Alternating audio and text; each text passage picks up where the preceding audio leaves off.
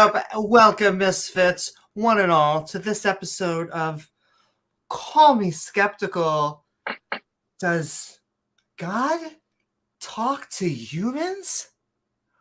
Where tonight we are opening up the internet phone lines to see if someone, please help us understand if a deity can speak to us mortals. So won't you join James W. and myself, Amy Newman, for a divinely good time? You might not be able to talk to a god, but you can talk to a goddess. Oh my.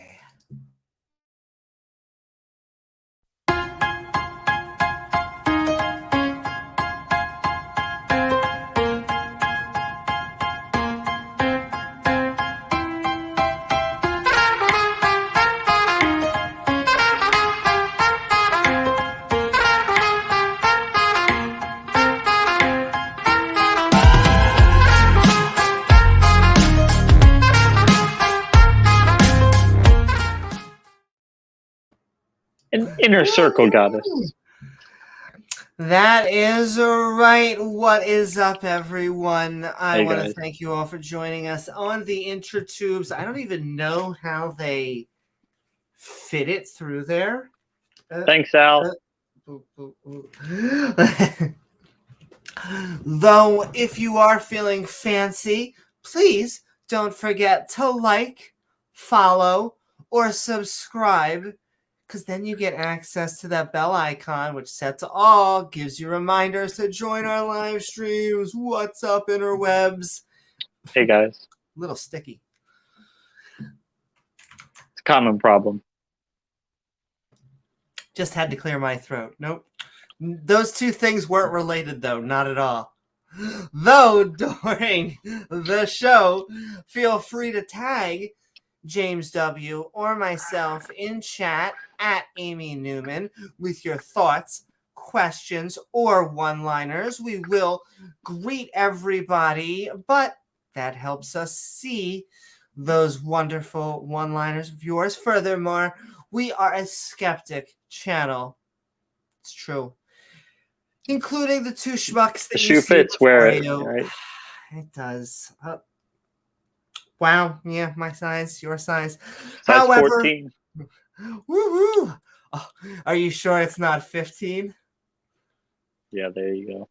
However, Call Me Skeptical is looking specifically for views that don't agree with our own.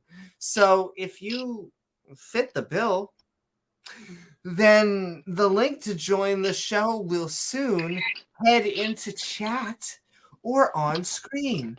Oh. Could talk to Gizmo. Hi, Gizmo. It's true. Gizmo is good at answering the hard-hitting questions. Well, he answers a lot more than our common Christian apologists, you know, who seem to get tight-lipped when you start asking too many questions, you know.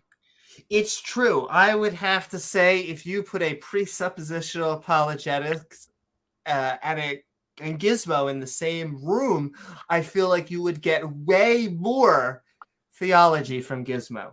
That just would be my bet. Nonetheless, we also love people who do agree with us. So atheists, skeptics, like Mubarak, science-minded Shane, people. Mm-hmm. That's right. Sinister Feel Porpoise. free, or rather, click in. Though, if you think the world is 6,000 years old, that evolution is a hoax, or that the world is flat, or dinosaurs were fake. How could they be fake if we were riding them, James? Come on now. Maybe it was in the Matrix we wrote them. Yeah, we only wrote them in the Matrix. I know Kung Fu, and that the world was 6,000 years old, apparently. Kung Fu Kent. Well then, OG Willigers, you should speak to us right away. Tonight's Theist helpline. I swear we need to do more things on Discord, because it's just too tempting after watching all of Darth have his little whatever in that channel that be fun. Atheist help Or run. maybe just send love to that Randolph show or episode, because that once again was a great stream. Randolph is known for that. He invited a whole bunch of atheists to get convinced by theists. Just saying, tell us why you believe. Huh. And also sending love to us from the round table. Thanks, us. Because generally speaking, Tang Gang, because we are connecting atheists together, and we do it #better. You can find them on YouTube and at Tart.live, as well as we are leveling up with Ian Davenport. Thanks, Ian. Even though it looks naturally occurring and not like a watch, it doesn't look like someone actually sculpted. Well, I will say a blushy is sculpted. But no, our hearts, just like a lot of our organs, don't look very designed. If you just take a look, like the fact that, we could eat and then choke at the same time and go. We breathe and drink, eat through the same hole. And I only use that as a PG example. Nonetheless, sending love to Ian Davenport. We always try to keep it PG. And of course, when we hear these creationist claims, well, it makes us and a grumpy old cuss just go bleep, bleep, bleep. Because, well, they are not deciding to give us information. They're full of shit. Yeah. Thanks, Grumpy. Sure use their books to look down on 50% of the other gender, like Diana Smith. Thanks, Diana Smith. But, religion, it treats everyone equally. Some of us are more equal. More equal. Others, yeah, but, there you go. I also love the apologetic. There are some that say in the Muslim religion, I'm sure in other modesty religions, it's because, the women just couldn't control themselves if they didn't, round up like that. Well, don't worry, Amy. The Bible says last on earth, first in heaven. So it doesn't matter how oppressed you are on earth, God will fix it all in heaven. So. Exactly. You just gotta. It's a test, James. That's been the test. Latest apologetic I've gotten over and over. It's just a test. It's like the Hunger Games, only he'll burn you forever if you lose.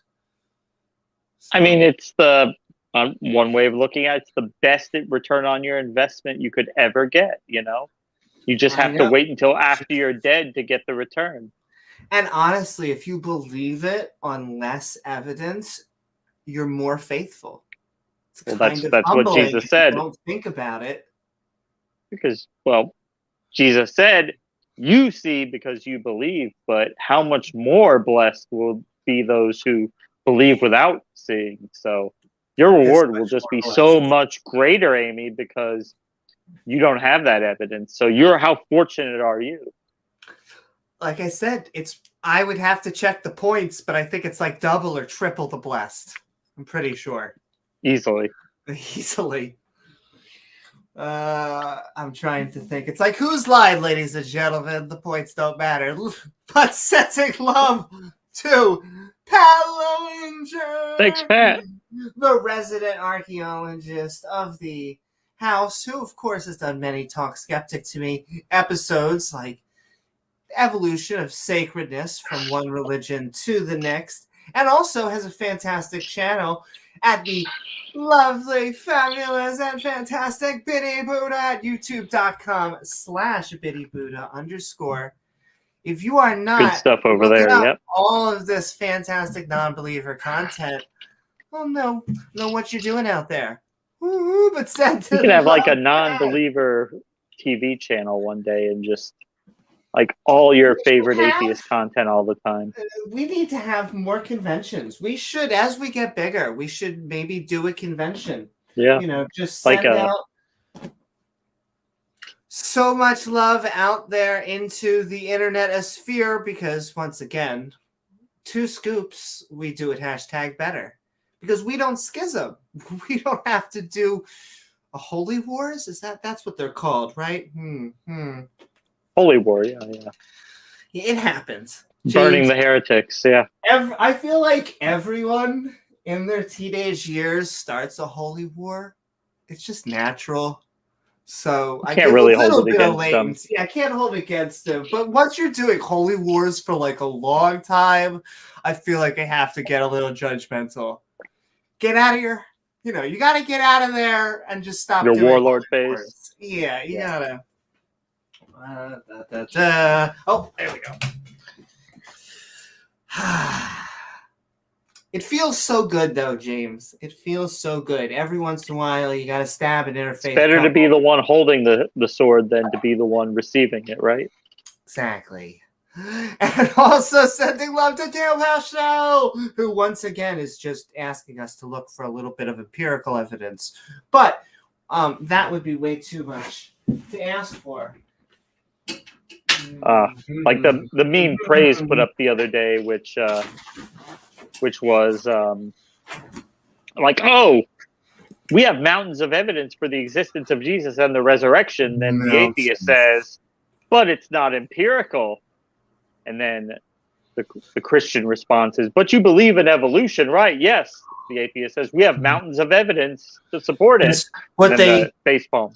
They're trying to say the evidence for evolution is not empirical. I did see that. So what is missing from that is that we have mountains of empirical evidence. Right.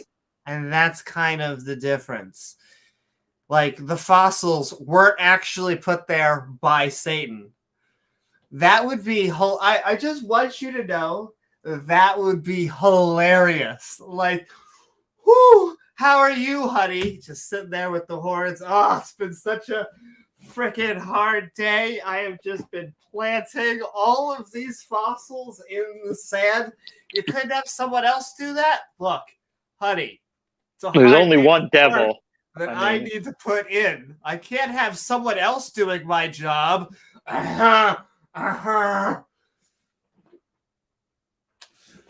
Yeah, but you don't want God to get a new devil, so Yeah, God doesn't do anything himself. He always has lackeys do it. But I don't know. Though, if you look at the kill count, one of those 2 people, you could count the number of genocides in planets. And I'm fairly sure if you have to go, how many genocides did you do? And you're like, well, do you mean groups or do you mean everyone? You're not the good guy. Just putting that out there. You all know about that flood, the genocide he committed. It's okay because he's God. Right? Exactly. Well, they deserved it. Everyone, all of them, the children, the babies. Especially the children. Developing babies, once again, the old people in wheelchairs, every age group that you can think of definitely deserved it. It said they all had nothing but evil in their hearts at all times. Everything they thought about was evil. All times, at all times, even on the toilet. Yeah. Just evil. 100% evil. 24/7, 100% evil. Concentrated. They tried to sell it, but no one wanted to buy 100% evil. Oh, the Bible. No. Gotta love it. Sending love to Dave Garr as he reminds us. Dave Garr. The Bible actually is semi-in supportive of the flat earth. You can really interpret everything in that book a million different ways, but generally speaking, they thought the earth was a little bit squished, but we love a thick earth. And they were a little biased in that direction. We also love, and they hate being tied to the flat earth because, it's kind of ridiculous. They don't deny most of them, they won't deny they'll deny evolution, the Big Bang, they'll deny things that have just as much supporting evidence. We'll be on Team Round. But sending love also to Scatu, the lead hyena of the pack, because many creationists look down on other animals. And I say other animals with a key, because we are indeed animals. Oh, does that mean we could go around killing people, raping, and doing every terrible thing? No. It means you need to not be a douchebag. It's very simple. Make it that's your why one the kids act like. commandment. That's why the kids act like animals today. You teach them evolution in the schools. You teach them they're just animals. They go and act like animals. Yeah, no, that's not how it works. You teach them reality. They're going to. They might not. They might not believe in a holy book just anymore. Go crazy. Yeah, But they might not believe in a holy book. Record numbers of people are leaving the flock, and the funny thing is, if you're not a sheep, you don't need a shepherd. But wait a minute. What do you mean? Like society hasn't collapsed since church attendance plummeted? Like everything is still okay? Amazing. It's almost like, generally speaking, every metric. Countries, are going. Countries in Europe where a majority of people are non-believers and they're doing okay. Now, people don't just rape and kill everybody. I mean, everything is going to disappear. It's not going to just be like poof. What it's going to be is a trend. It's going to go because that's generally how humans work. And hopefully we won't get a dark age, which comes with a lot of religion. So, dark ages. We would probably be on Mars by now. Anyway, sending love to Regos, who reminds us we have a skeptic Bible study. That's right. We're going one by one, chapter by chapter, painstakingly, mostly by word. We may reinterpret some of the English. Nonetheless, Deuteronomy is what we're on. We're on the 5th book of the Bible. We're slogging through now, and oh man, Numbers was brutal, but it was Numbers really killed us.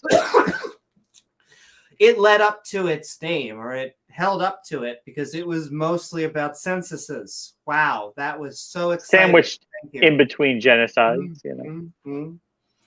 Exactly. It's you kill people mode, or he's gonna kind of stabby. You kill people, and then you take a census. In preparation as you're getting ready to go kill another group of people. Another good option: taking a census so you can then go kill people. Either one works. I mean, gotta take a break from killing sometime. Exactly. As unfortunate as it is, you do have to stop once in a while. Exactly. There's only so much as a god that you can micromanage your chosen group of people. But go find some interfaith couples. Yes, and that's not with a sword, ladies and gentlemen. Very specifically, the interfaith couple was killed with a spear. If you're just trying to tie your fedora quote right. Go find me somebody picking up sticks on the wrong day. That's true. What another great one. It was the Sabbath, James. As they would say, they have it coming. But hey, they have Amy, it coming. They only have themselves the book says God himself told them he shall surely be put to death. So God told them. God spoke to them, Amy. They didn't just do it on their own. God himself came down and said he shall surely be put to death. So, and you know what they say, once God kind of gives you a command to die, it must be really, you probably did something really bad and deserve it. Like tapping a rock more than once, or it's true. Tap 2 rocks together, made a lot of water, and then he died. We're really just going super fedora tonight. We can't help ourselves. Pulling out of a woman, just before the magic moment happens. Look, I feel like that's worthy of death, don't you? And God comes down and kills you. Yeah. And last but certainly not least, Rachel Holland. Thank you, Rachel. What? What? You're The telling Bible. me the Torah, the good news, and the Quran all support some sort of biblical slavery, or should I say, some form of slavery, and their apologetic is always, it's not the Atlantic slave trade. Don't you understand? This was the kind of slave trade where we put googly eyes on top of them and then like big old smiley faces. It wasn't the worst form of slavery ever. So Exactly. I mean, It was a works program. calm down, Amy. Calm down, Amy. I know. I can't help myself, but I can thank all of our Patreons, as well as all of the people in chat, our mods, and of course, viewers like you. Mods. That's Thank you, right. Rachel. Woo-hoo! There's Rachel in chat. What's up, Rachel? Sending love. And before we switch into callers, do-do-do-do. Do-do-do-do.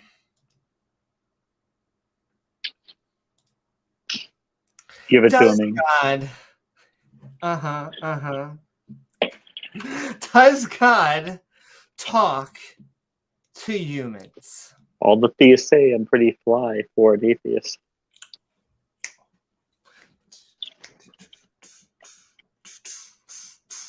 Do you have ADD? Do you have...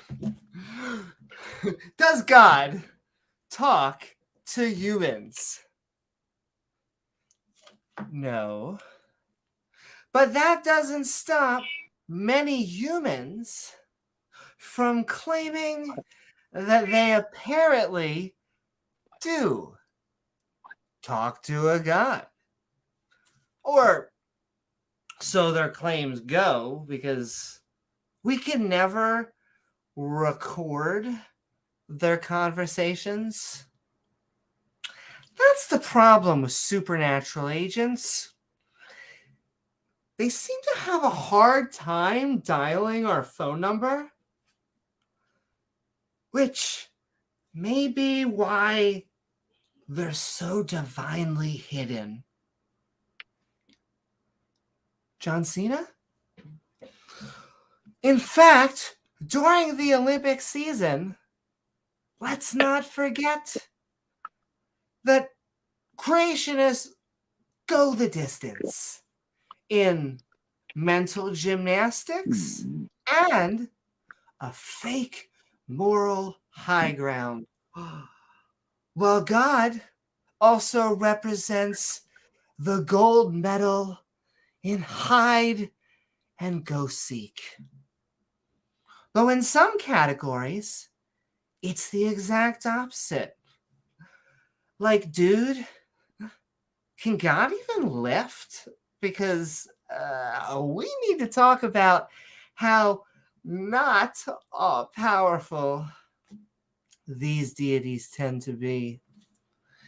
If I was a god with omnipotence, omnipresence, and omniscience, then you would think talking in the physical world would be easier than ordering a to-go order at Applebee's. You like wings? Apparently, God just doesn't have an app for that yet. Many of these telegrams from a deity come from what are called near-death experiences.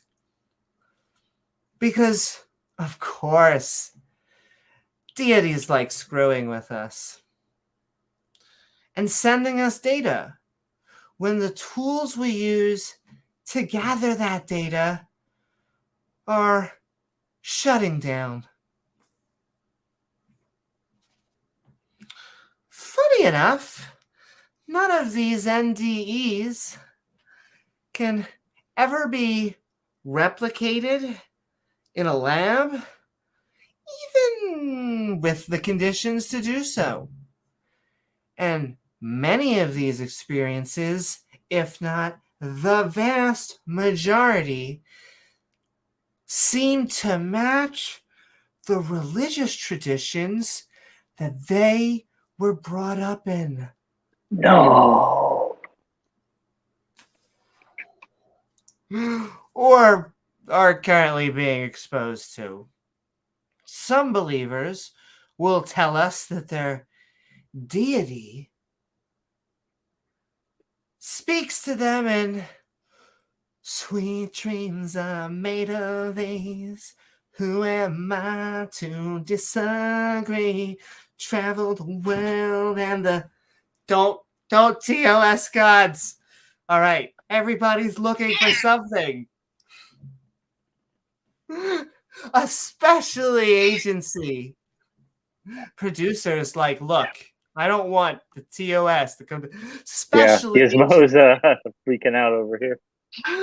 evil spirits, demons, or jinns.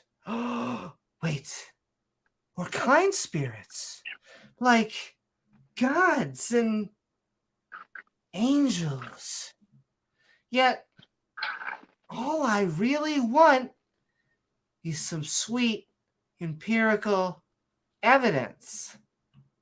Because dreams so far have never been a reliable methodology for collecting us information about a supernatural realm.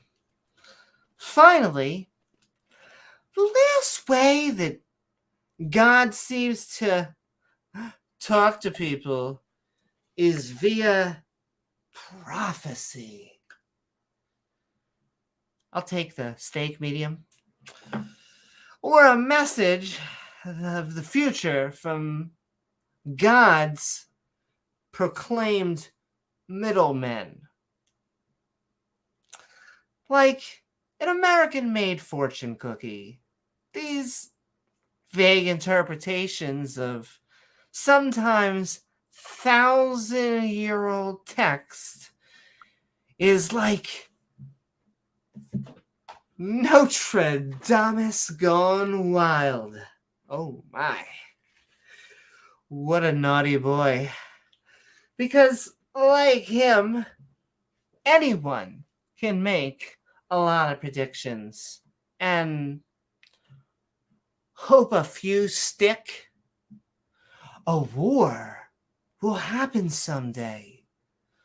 A plague will infest the land. The planet may face destruction. And let me tell you, wait long enough and those all could come true. Wendy's may run out of bacon. No, the Baconator! Because these are problems we face as a species. So, does God talk to humans? Nope. No matter how many people tell us God talks to them, apparently all we get back is crickets. Maybe this deity didn't pay their AT&T bill, or maybe each email is going through an AOL server. Spam folder. Yeah, you gotta check your spam. But we currently have no good reason to think a god of any religion can have one-on-one conversations like we can with a simple Zoom call. Thank you. And all right.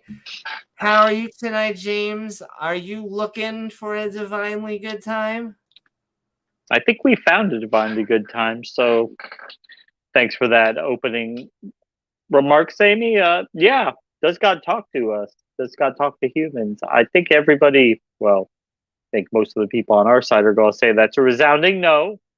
No evidence, no reason to think that happens. But see if anybody knows where this is coming from. We're told that long ago and far away that God did talk to people In a and he did galaxy things. far, far away? Yeah. Now, why would we think a God would do thousands of years ago what he refuses to do today to interact with and talk to people? And as like we said before, people in the past were given evidence of God's existence, his divine power on a near daily basis. But we don't get any of that today. We don't really get any of that. But they got all that and more thousands of years ago. And the whole idea of prophets is it's pretty funny, even if you think about it from a God like the Abrahamic God, the God of the Bible, who wants you only to have faith in him, but yet he's only going to communicate directly with a few people. He's going to beam them information to their heads or visions or dreams, or he's just going to make sure they know what he wants them to know. And then they're going to tell people. But you actually then you have to have faith in that prophet to see if he's a real prophet or is he just a guy hallucinating or a guy talking out of his ass, which is all we've ever seen in the modern era. Anytime somebody's claimed to be a prophet or claimed to talk from God, claimed to have a vision of miraculous information, it really never turns up. In fact, usually turns out to be the insane ramblings or fraud, like the case of Joseph Smith. But we mostly get inane ramblings like we are treated to sometimes on this channel by people who claim to talk to God and claim to, in some cases, even speak for God. But these prophecies have never had a good track record. In fact, the only thing Bible prophecy's ever done is fail. It has only done one thing: it's fail. I remember growing up in the 90s, we were always told that was the big thing during the day. Oh, this is the end times. The end is near. Because the Bible said Israel would come back. It would be a nation again because the Bible talks about Israel in the last days. And for the longest time, Israel wasn't a thing. Now it's a thing again. So the Bible is right. So we know that generation will be the last. There won't be another generation. So all the end times events have to happen before then. So even though there's no work being done on the temple, even though nobody really even cares about building it, it's still going to be built because that's what the Bible says. And these same people are going to tell you that the book of Daniel has prophecies about the last days, about battles that will be fought between the Antichrist and God or God's people. And the same people, they will also tell you the same description of this battle that talks about horses and chariots is an actual depiction of a battle to come. How that makes sense, I don't know. But the point is, it doesn't have to make sense. It doesn't have to, because it doesn't correspond to reality. It's fantasy. It's all fantasy. And so no, God doesn't talk to anybody. The prophecies from the Bible are all either so vague that of course they would come true, or they just don't come true, or sometimes they're blatant fraud, that is, things written after the fact and inserted in to make it look like it's a prophecy. We see that several points in the Bible. The track record is not good. And if there were a God and he were a good God, he would want to communicate with people so that everybody will know unambiguously what his wants, what his message is. We don't get that. We don't even get that even in the Bible, because there's so many varying interpretations and so many denominations who disagree about damn near everything in that book. It's one book, yet they all disagree about almost everything that it says, even about the basics, even about salvation, soteriology. deep disagreements. In fact, that's kind of the thing that the Christian debate community is wrestling with right now, going over that issue. And both sides have their verses, both sides have their interpretation. Neither side can definitively win because while they both can't be right, they both can be wrong. The whole thing can be bullshit. And it almost certainly is, because there's no indication to believe otherwise, unless you want to go in with just blind faith and arbitrarily choose to believe it. But there's no reason to trust a person saying that they have spoken to God. You know, like it said on this channel, extraordinary claims require extraordinary evidence, and we haven't seen any reasonable level of evidence that anybody has ever talked to a God. So yeah, I'm not convinced. I don't think it happens. I don't think there's any evidence for it. And yeah, bring the evidence. Thanks. Mm-hmm. Thank you so very much, James. Yeah. And yeah, we are now going to start to switch over to calls in a minute. We are actually sending the link into chat. Send the link. And I'm going to put it on screen. So if you agree with us, disagree with us, now is the time to call us in, and we will actually give priority to those that disagree with us. Yeah. And it's a special show like that. Does God talk to humans? Because this is my thing with hashtag prophets don't exist. Prophets don't exist because a God has never talked with a human. If a God has never talked with a human, then a prophet has never talked with a God. Prophet is a human. What would we expect if we had a prophet? What would be the criteria we would even judge a prophet by? Yeah, I mean, they would have to be amazing. Like lottery ticket numbers would be like set like nothing to them. They should be able to predict the future. I always like how they're like, well, why would you put it up to a human's whims? It's like, it's not up to a human's whims. I just think we can actually visualize some of these things and they'd be ridiculous. An example is if a being could not lie, it would be like Liar, Liar. It would be like that movie where an agent would just be like freaking the hell out because they could not lie. If your God is like that, funny as hell. And I would say definitely held back. Your God is Jim Carrey. Ways. Not a bad God to have. I'm just saying.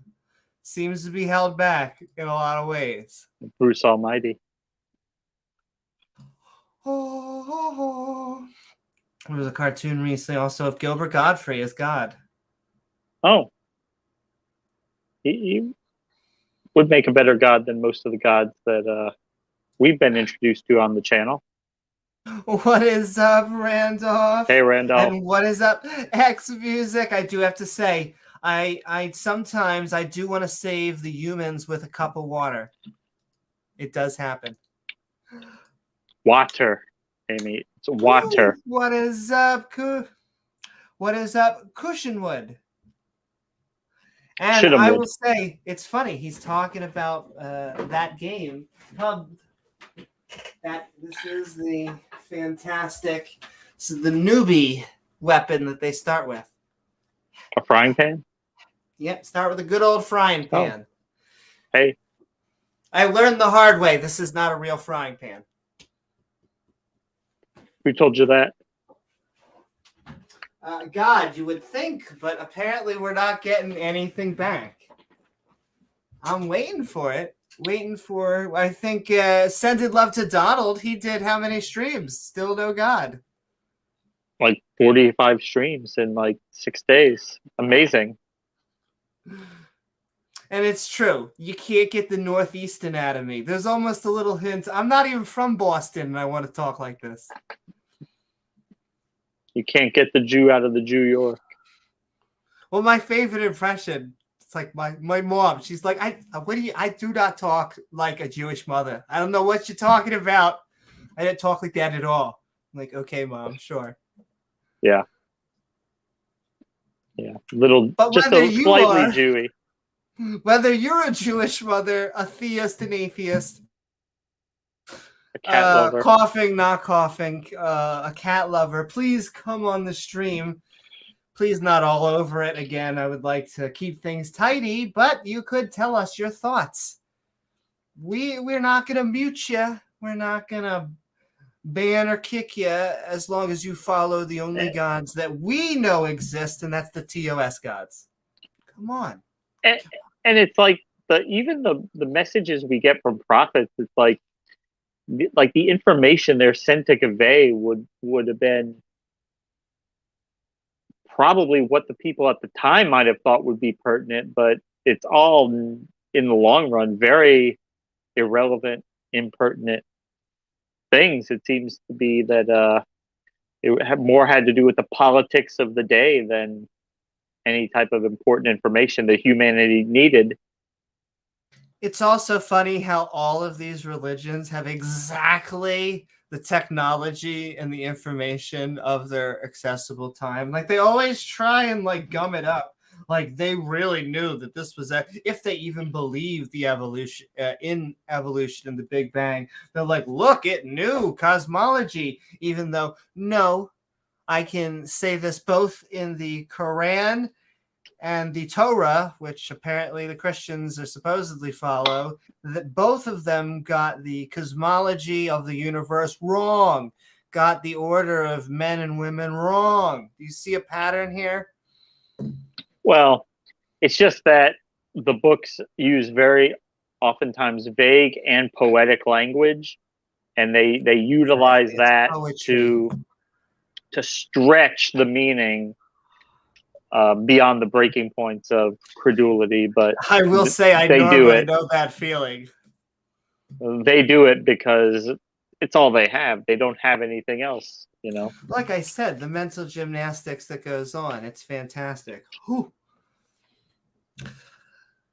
But hey, we're sending love out there. Now is your time. We're going to give you one-on-ones, I guess 2-on-1s with a host. But generally speaking, we want to give you as much time as possible, whether you agree with us or especially disagree with us, to tell us that God does indeed talk with you. I mean, clearly James and I are not getting the hookup. So tell us what's going on. I didn't get that call. Exactly. I want to know which news channel I should be watching so that I could be like, ooh, God has given us the highlights today. Well, like Jason said in chat, it can be a little sometimes hard to talk religion when there are things going on in the world, but that is also, hey, we are addressing what I know I consider to be. There are two major subjects that, they say not to talk about, and I just can't help ourselves. That is religion and politics. Yeah. And so politics is on fire right now. And for good reason. Regardless of whatever your views are, we should always be politics is hard. It is, and so am I. What are we talking about? Nonetheless, the reason that we focus on religion, in some ways, I think it's a unifying force. That's the funny thing.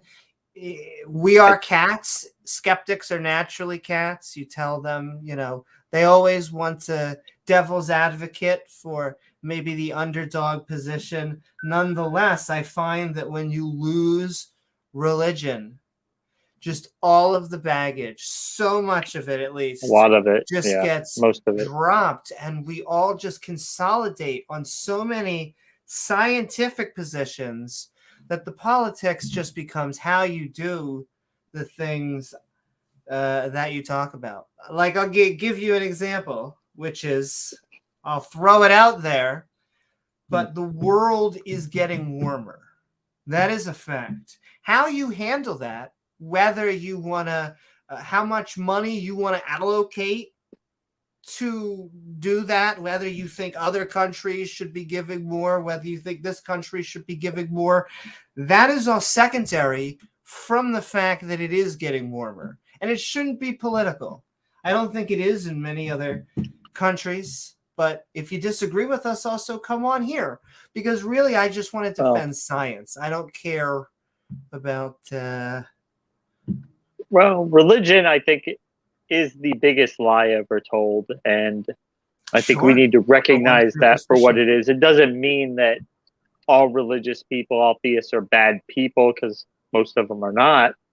But theism, religion itself, is the biggest lie ever perpetrated on humanity. The declaration that you know something that you don't know.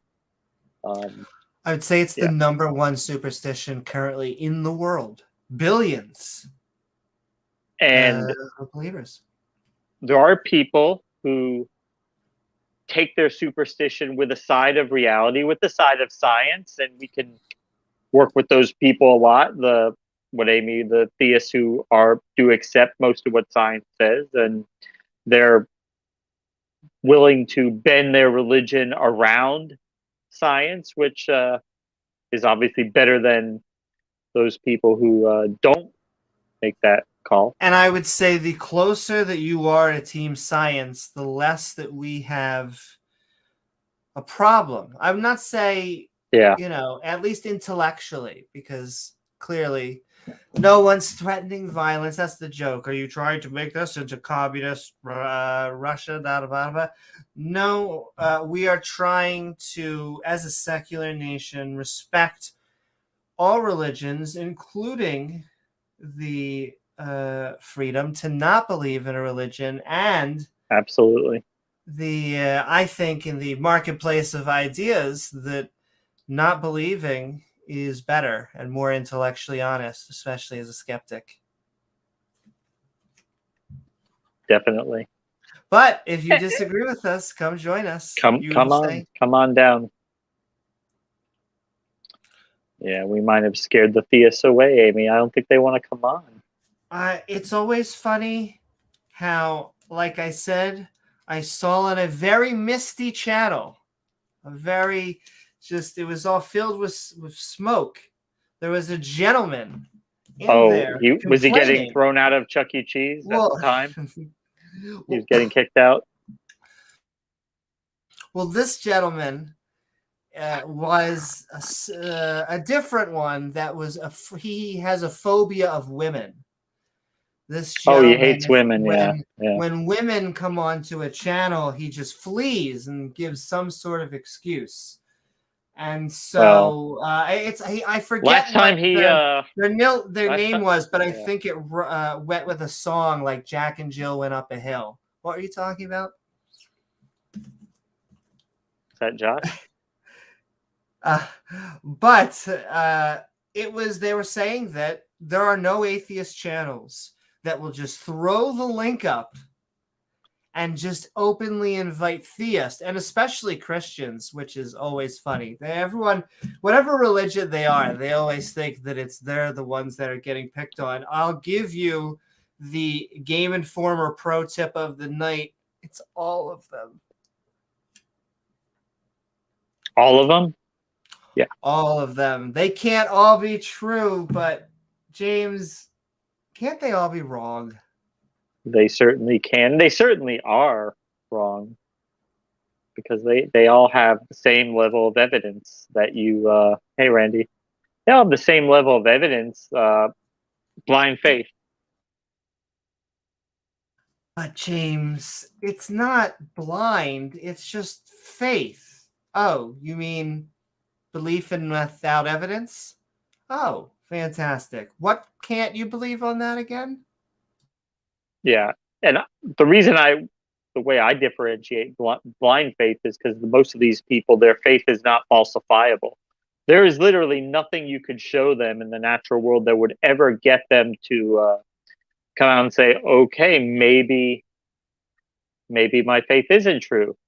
All they're left to do, all they're relegated to do, is to keep coming up with excuse after excuse after excuse as to why nothing in the natural world seems to match up with their religious faith.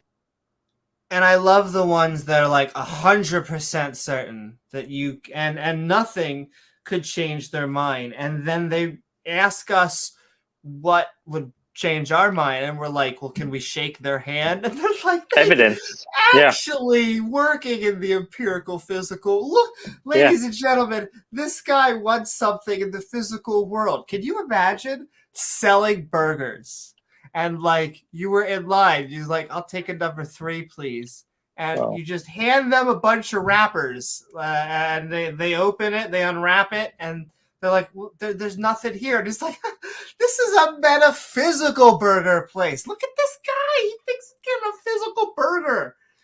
Would you want your physical dollars back? I think you would. Well, it's like, remember back the Bill Nye versus Ken Ham debate? Like, Jesus, probably been like 10 years ago almost. But when they were asked Ken Ham what would make him change his view that the flood wasn't real and that evolution wasn't true, and Ken Ham basically said nothing. I already know that the Bible's true. There's nothing you could show me that that it wasn't. And they asked Bill Nye, and he said, evidence. You would have to show me evidence that, show me some evidence, and then I'll be willing to change my views. And that's what science is all about. If there was and that's what they always say, like, oh, if there was a God, the first thing you'd want to do is take him in a laboratory and poke him and prod him. Oh, I know. Do you think you could fit God in a test tube? I don't know. I mean, if he's everything, then yes. Why? Is that something they can't do? Is test tube where they get defeated? Oh, I was all powerful and I created the universe, but I didn't think they were going to have little pieces of, blown glass into like where I'd have to actually get my finger. Now I'm trying to get 2 fingers. God's like, I can't get more than 2 fingers. And I think we're still talking about plastic tubes, right? Well, we are.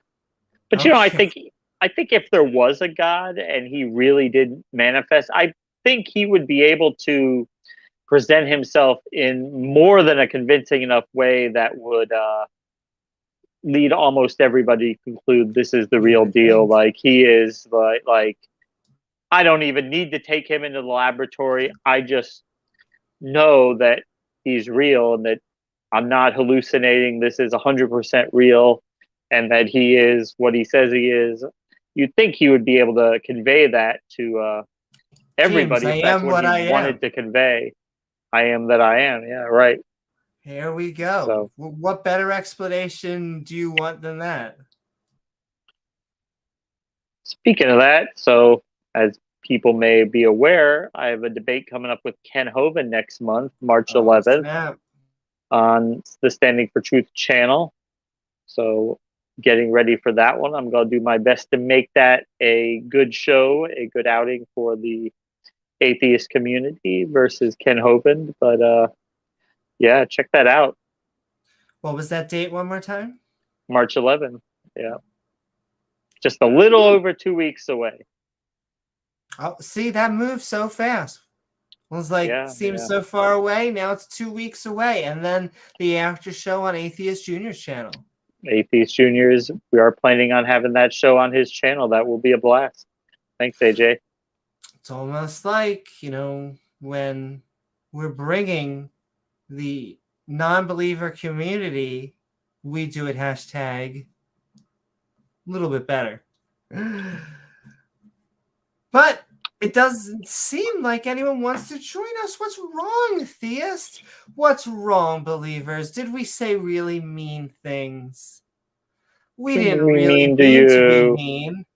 We meant to be truthful, which sometimes does look a little bit mean. I will admit it. But we love you. We really do. In fact, I think we're nicer to them than they are to us, usually. Oh, you should hear the things that believers say about other believers.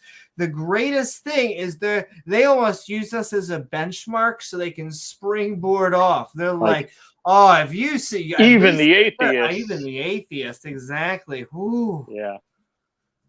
And it's great. Even the atheists don't stoop to that level. it's like watching Hogwarts versus a Lord of the Rings canon battle when they go from religion versus religion, like trying to figure out which is more real. And the atheist just Like has to Star sit Wars there versus going, Star Trek. "Oh yeah, you guys will totally get it. You'll totally prove which one is more physical. Definitely." Yeah, like the Protestants versus the Catholics, who spent centuries killing each other in Europe. Wait, what do you mean killing each other, or do you actually mean like poking each other and Jello come out and things happen? You can't have Burning a people at the religious stake. holy war, James, without the war part. Okay, it's part of the word. And I mean, it's surreal. It's hard to imagine, like, because most of us anyway, have been raised in a secular society. Even if you're a theist, you're still in a secular society where you're not required to adhere to one religious belief or versus the other. You have religious freedom, but it's hard to imagine it wasn't always the case. And even going back to the 1500s when they were burning people at the stake for having a different religious opinion. Exactly. You just got to look at the Salem witch trial, and Salem witch trials, yeah, and the Inquisition. Yeah, the Inquisition. And it's funny though, the Bible says, "Thou shalt not suffer a witch to live," but the Salem witch trials, that was in the 1690s, because word of mouth traveled so slow back then. Word didn't get back to England what had gone on right away, and for when the people in England had heard about that, like, they were horrified by it. And in 1735, the Parliament passed the Witchcraft Act, which made it a crime to accuse anybody else of having witchcraft or magic powers, or to claim yourself to be a witch, a practitioner of having magic powers. And so that it's a great way of getting rid of someone. Oh, basically Becky, legalized she said it. shit about me behind my back. And did you know she's also a witch?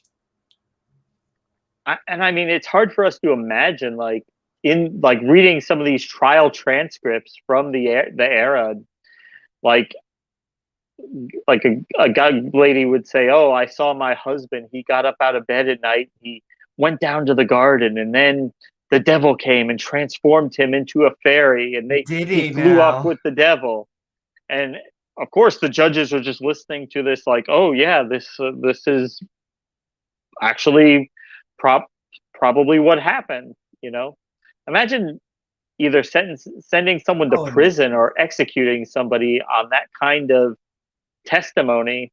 And it happened not infrequently. It's amazing.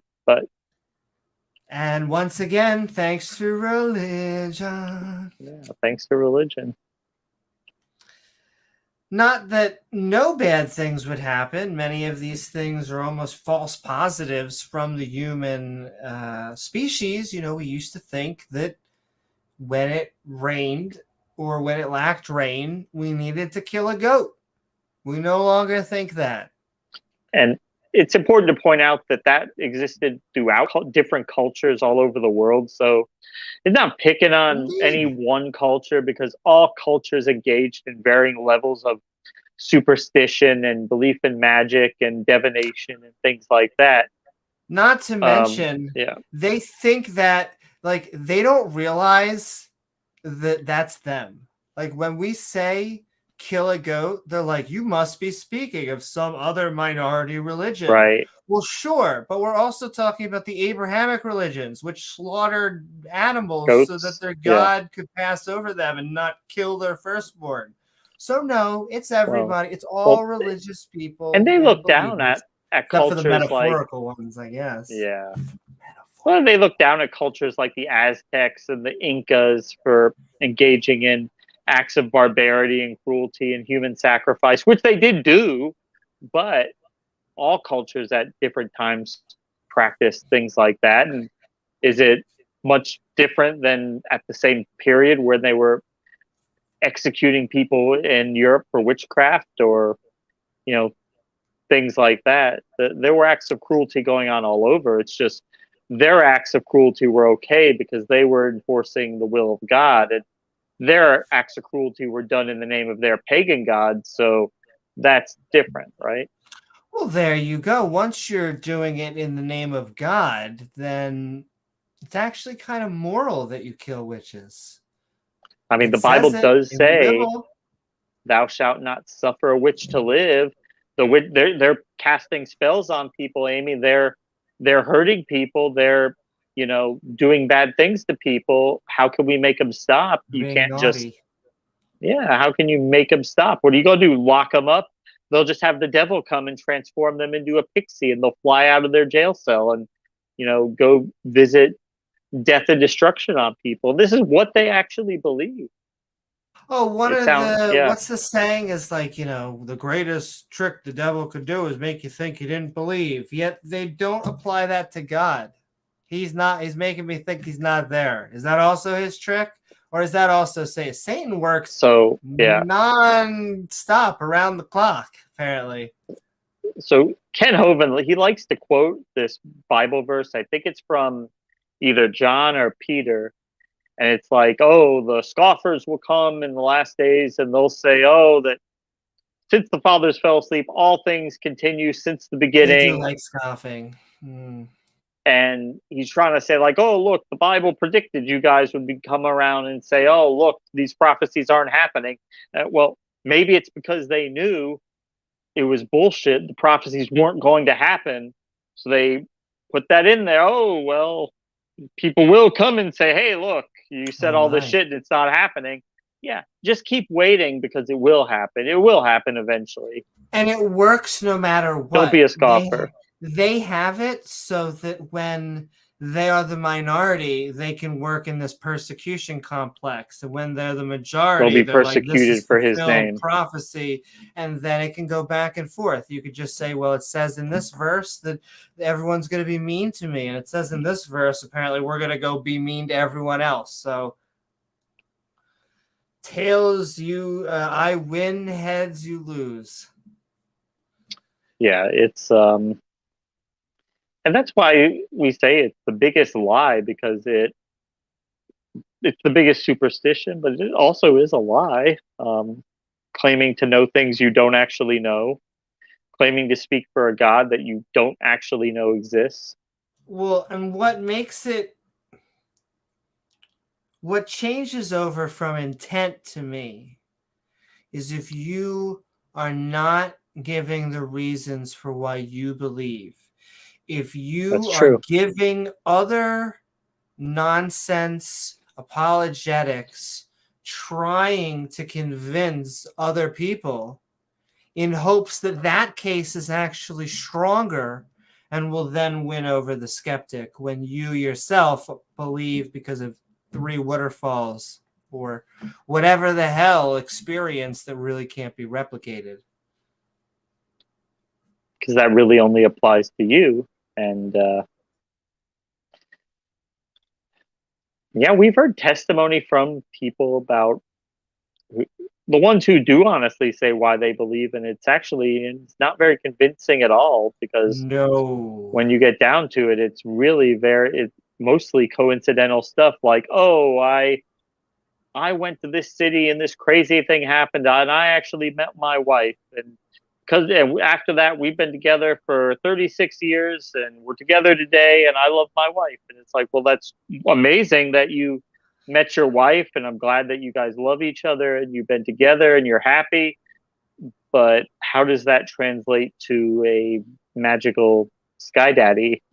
Because that could easily just as happen without the sky daddy. Have you ever looked at the trees?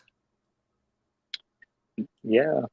If you look at the trees, I mean, it's just, and okay, maybe with a bit of nuance, they're trying to say it's so amazing, it's so beautiful. The world is so amazing and beautiful. Look at all of the mountainsides and the pure water from the lake in your cabin, and then you check outside your cabin and there is someone bleeding from a fungal infection that has gone awry and is Septic, now yeah. going to and needs to see help. Did God create that one too, or was that just Satan?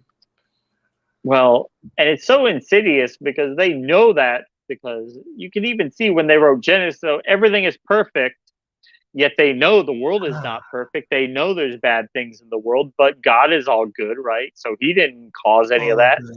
So they had to weave that into the story, like, okay, how do we blame this on humanity and absolve God of any responsibility for the bad things? So they came up with this story about the devil disguising himself as a vegetarian, talking snake with legs, and tricking a rib woman who had James, do you no have to concept. bring up Applegate? Yeah, It's who had always no Applegate. concept of right or wrong. She didn't even know about clothes or anything like that because she was made to be ignorant of those facts. And Also, but that absolves God of all responsibility for the bad. that notion, once again, even caring about clothing one way or the other is not, Right. in my opinion, is not godly. Like God is up It's there not looking at his Sims and like, oh, objective. they're naked. It's not objectively wrong to not wear clothing, I guess, in that sense. Like, But whereas the apparently Bible God says really cares it's about that. objectively wrong to be naked, even though there's only two people in the world, and one of them is your wife who you have sex with, who you see naked all the time, but it's still wrong to be naked, Very, very wrong. around them, because you wouldn't want God to see your pee-pee, Amy. Oh my, or at least not until we're in a very deep personal relationship. What were we talking about? Randolph Richardson says, be careful. Oh, I'm trying to ask those. Look, she's a trap, Randolph. She's a trap. I will say I may be 30% snack, so that could be true. Maybe. Oh, but hey, you could tell us where we're wrong. We are calling me skeptical. We are actually looking forward to giving theists, creationists, believers, whatever label you want to call yourself, come one, come all, tell us if God talks with you. Because where's that rabbi we talked about last time? I know. That rabbi was a good discussion, and that imam, we are going to have to... When they're triggered about us, I find it very interesting. So it doesn't matter if you are a rabbi, priest, pastor. Doesn't matter. Come one, come all. Just please, not until you have permission. Well, you have to ask yourself, like, why are they so triggered by us? Because we're not trying to force them not to be religious. We're not trying to force them to abandon their beliefs. We're just over here saying we don't agree, we don't subscribe to it, and it really triggers them. And of course, I mean, they could say, well, why are you so triggered by religion? Because you guys don't believe in it, and you spend all this time talking about how you don't believe in it. I have this very, very real weapon, and I feel like, we're just going to have to go around and force people to believe the things I do. That's the intellectually honest thing to do, I think. But the thing is, though, if you just want to go to church or go to temple or your mosque or whatever, and you want to believe your religion, you don't have to listen to anything we're saying. You don't have to. We're not threatening you. We're not making any idle threats that you're going to go to a bad place after you die and be tortured forever. We're just telling you we don't believe it. Not going to threaten you with hell. Yeah, they're going to threaten you with hell. And why our non-belief, why our existence is so upsetting to them, really makes you wonder how much faith do they really have. Just the fact that we're sitting here saying we don't agree is really upsetting to them. They want everybody to agree because, hey, if everybody agrees, it must be true, right? It would be... Well, the funny thing about this is almost every one of these people, they will be like, you utopia thinkers, you just don't get it. There ain't no utopias. I don't know why. You shouldn't. like Marxist, communist they will. utopian. I feel bad. You can feel my gears. This really grinds my gears. Should I stereotype? Because I love my Southern brothers and sisters. Yet, nonetheless, these are the same people who will tell you once we die, it will be a utopia. And so my answer to you is no, it won't. No, you will die. It's not being super meanie face. You will die. It is part of being an adult. I'm sorry. ... Not happy about it. Try it's to not live your a life pleasant to thing to. It's not a Yeah. pleasant thing to talk about, but it is reality, and You should part of not being bring an it adult. up at your, at someone's birthday party. Nonetheless, it is reality. And it should just remind you that it's not about the destination, it's about the journey. And we've had people like theists come on in the past and say, like, why can't you just let people believe? Maybe you're doing harm. Maybe if they need their religion, wouldn't it be bad if they needed it and you took it away from them and that caused them distress? But I feel like we have to treat these theists like adults. And like I said, we're not beating the church door down and telling them they're all delusional and God's not real. We're just talking on our corner of YouTube, and we have to treat them like adults. Like if they come here and they want to hear what we say, then they're making that choice that they should be able to deal with the consequences if they hear something they don't agree with. And we only have one thing that we are selling. We are That's true. Doubt. Merchants of doubt. Because it really is the people that are just filled with certainty. And we should feel certain about certain things. We should proportion our beliefs to the amount of evidence. That's why when we talk to a flat earther, they're not skeptics. They are denials of delusional science. Yeah. Yes, the evidence is overwhelming. So for overwhelming. The germ theory of disease, for evolution, for us going to the moon, which is going to be a podcast coming soon because that's one of the latest apologetics with permission. I've gotten. Oh, baby. But we are actually going to go to our first caller. Yay! We have been taunting, teasing that we have the lovely, fantastic, and fabulous Mark Reed behind stage with us. But theists, believers, creationists of all stripes, we're calling out with love to you. It's not like, a fight, you got to come in here and beat us up and defeat us. We're not trying to defeat you. What we are saying is, as the host of the fantastic ACA show, Talk Heathen would say, we don't hate you. We just think you're wrong. But maybe Mark evil, has recently been wrong. Converted in the past day. We might have happened. We need to find out. He did see maybe that God has demolishing, talked to him. Destroying atheism video, so maybe he called the rabbi up and converted. That's true. He might have had a conversation with the rabbi. And so we are going into our first call on Calling Me Skeptical. We are asking, does God talk to humans?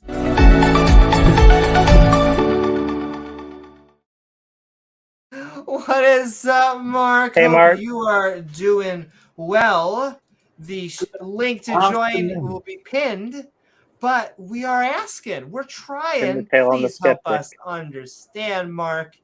Has God ever talked to you or anyone else?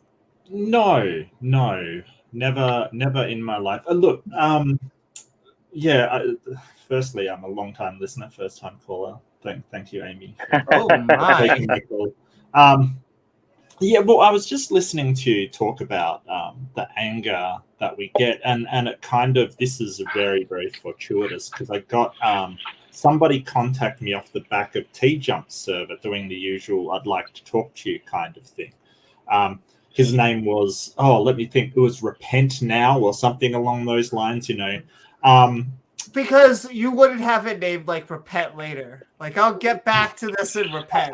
Not today, Satan. Have a think about it. And I haven't heard exactly. from God, although he may have broken my usual headset. So I don't know whether that was God or not, but, Damn it. could have been.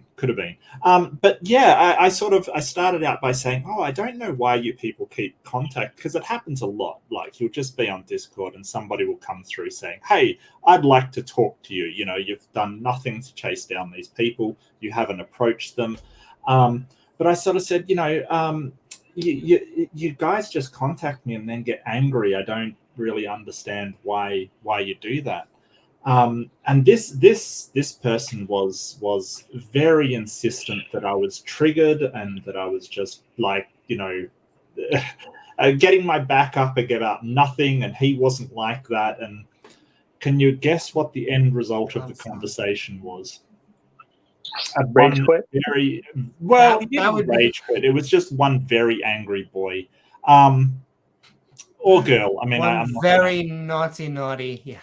Well, I mean, it first started out, and I sort of explained to him, and he wants to know how I can disprove God. So I explained the burden of proof and how that's shifting it, and the usual stuff you go through one by Proving one. a negative, yeah.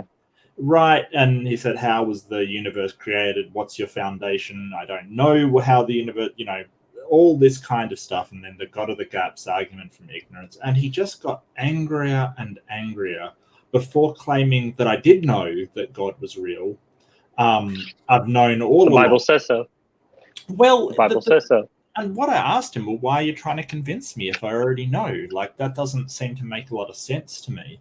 If you say, hey, it's written on your heart already, then why do you have to convince people of this? And sort of I was trying to ask him, why spread the good news? Well, why are you so angry because somebody doesn't believe you as well? If you've got the truth and you're sure you've got the truth, somebody not believing you shouldn't affect you in the slightest. But he was getting so mad. And it's just like, this is just some random person who's roaming the internet just trying to find people to tell. And then the threats started to come, the you're going to burn in hell and you're going to regret it and you're going to do this and that and the other. And I sort of explained to him that there's no, like, he can't scare me into believing what he's got to say. It's just not going to work. Just would make him a bigger dick. Well, I mean, True. I got to admit, I try to see their side of it, and they're trying to warn people that the bridge is out kind of thing. But, it's up to you then to produce evidence that this bridge is actually out, not just keep saying it, even though there doesn't appear to be what you're telling me is there. You're trying to shout about a building on fire. There's no smoke and no fire and no reason why I should believe you. And the problem is that they can never produce any of the stuff. But it's not that catchy song, Shout. Hey. But it just, when you talked about them getting angry, it just reminded me of that and just how angry he was by the end of it. I offered to debate him and he declined, which is fair, but it would have been nice to have a conversation rather than have some nameless person rant at me from the other side of the internet. Oh, they do get angry from time to time. And they don't like questions. They like the ones that are trying to... Yeah. They're like, I have figured out the hardest questions, or at least I have answers to the hardest questions of the universe. How dare you not accept how my view of the Trinitarian... It's like, yeah, right. We actually don't accept biblical, the Trinity Christological. exists, so start there. Yeah. Well, and it's sort of, to bring it back onto the topic, it would be very easy, biblically speaking, it would be very easy for, your omnipresent, omniscient, omnibenevolent God to say something, and so you could hear them. But it's never a case that it says that anything is said. We can't seem to find any kind of, in the age of recording literally everything around the world, we can't seem to find any recordings or anything. Or is it Russell Crowe fighting around the world? No? It could be. It could be. Just checking. It could be. He's been known to Long do that. ago, Mark, far away. Yeah, it's just Yeah. really weird. I've never heard this God. It would be so easy for a God to produce evidence of their own existence, but instead they have to rely on stories written down in a book from thousands of years ago. It's very And weird. I have to admit, even as a theist, even when I was a believer, I never had an experience where I thought I spoke with a God was God. It talking was to you, always or- like only one of us was putting the work in, if that makes sense. Yeah, and when you do talk to people, and I won't sort of, because you do get people that do say that God has spoken to them audibly and they've heard the voice. I'm not gonna sort of lump everybody in one category, but generally it's like more of a feeling that people tell me, and the people that sort of have said to me, hey, I've heard a voice, it's generally a voice in their head, not something that they've heard audibly. Sure. So, well, my guess, if I could just like lay a claim down, and theists, if you disagree with me, I guess you can just come on and tell me you're wrong. But when they say statements like, did you know God loves you? In my head, just have a translator that goes, I love you. And they just can't say that. And so they replace their God. So they're Did using you say that like... Yeah. You had a translator? I did have a translator. I even had to transition over to the translator. Yeah. It's a transception. It is. Transception. What are we talking? The voices that people hear in their own head, I would submit we all hear that occasionally. You're standing there and you're like, wouldn't it be a good idea to jump in that pool or whatever? And then you think, wow, that's a really weird thought to come up. We all have that kind of voice that says stuff to us, or your conscience. Have you ever hey, that's heard it as someone else's voice that's not your voice? Or, you get a voice that goes, hey, that's a bit of a dickish move, and you're like, yeah, okay. And that's part of psychology. We all have these different modes that are a part of our but I would be very interested. It's always, once again, not to pick on the languages, but be very interesting if it was like, oh God, there's a demon screaming in Latin to me. I have no idea. And you're like, do you know Latin? And you're like, no, but apparently, I don't know. But then never, it happens in the movies. It never happens in the movies, but never in reality.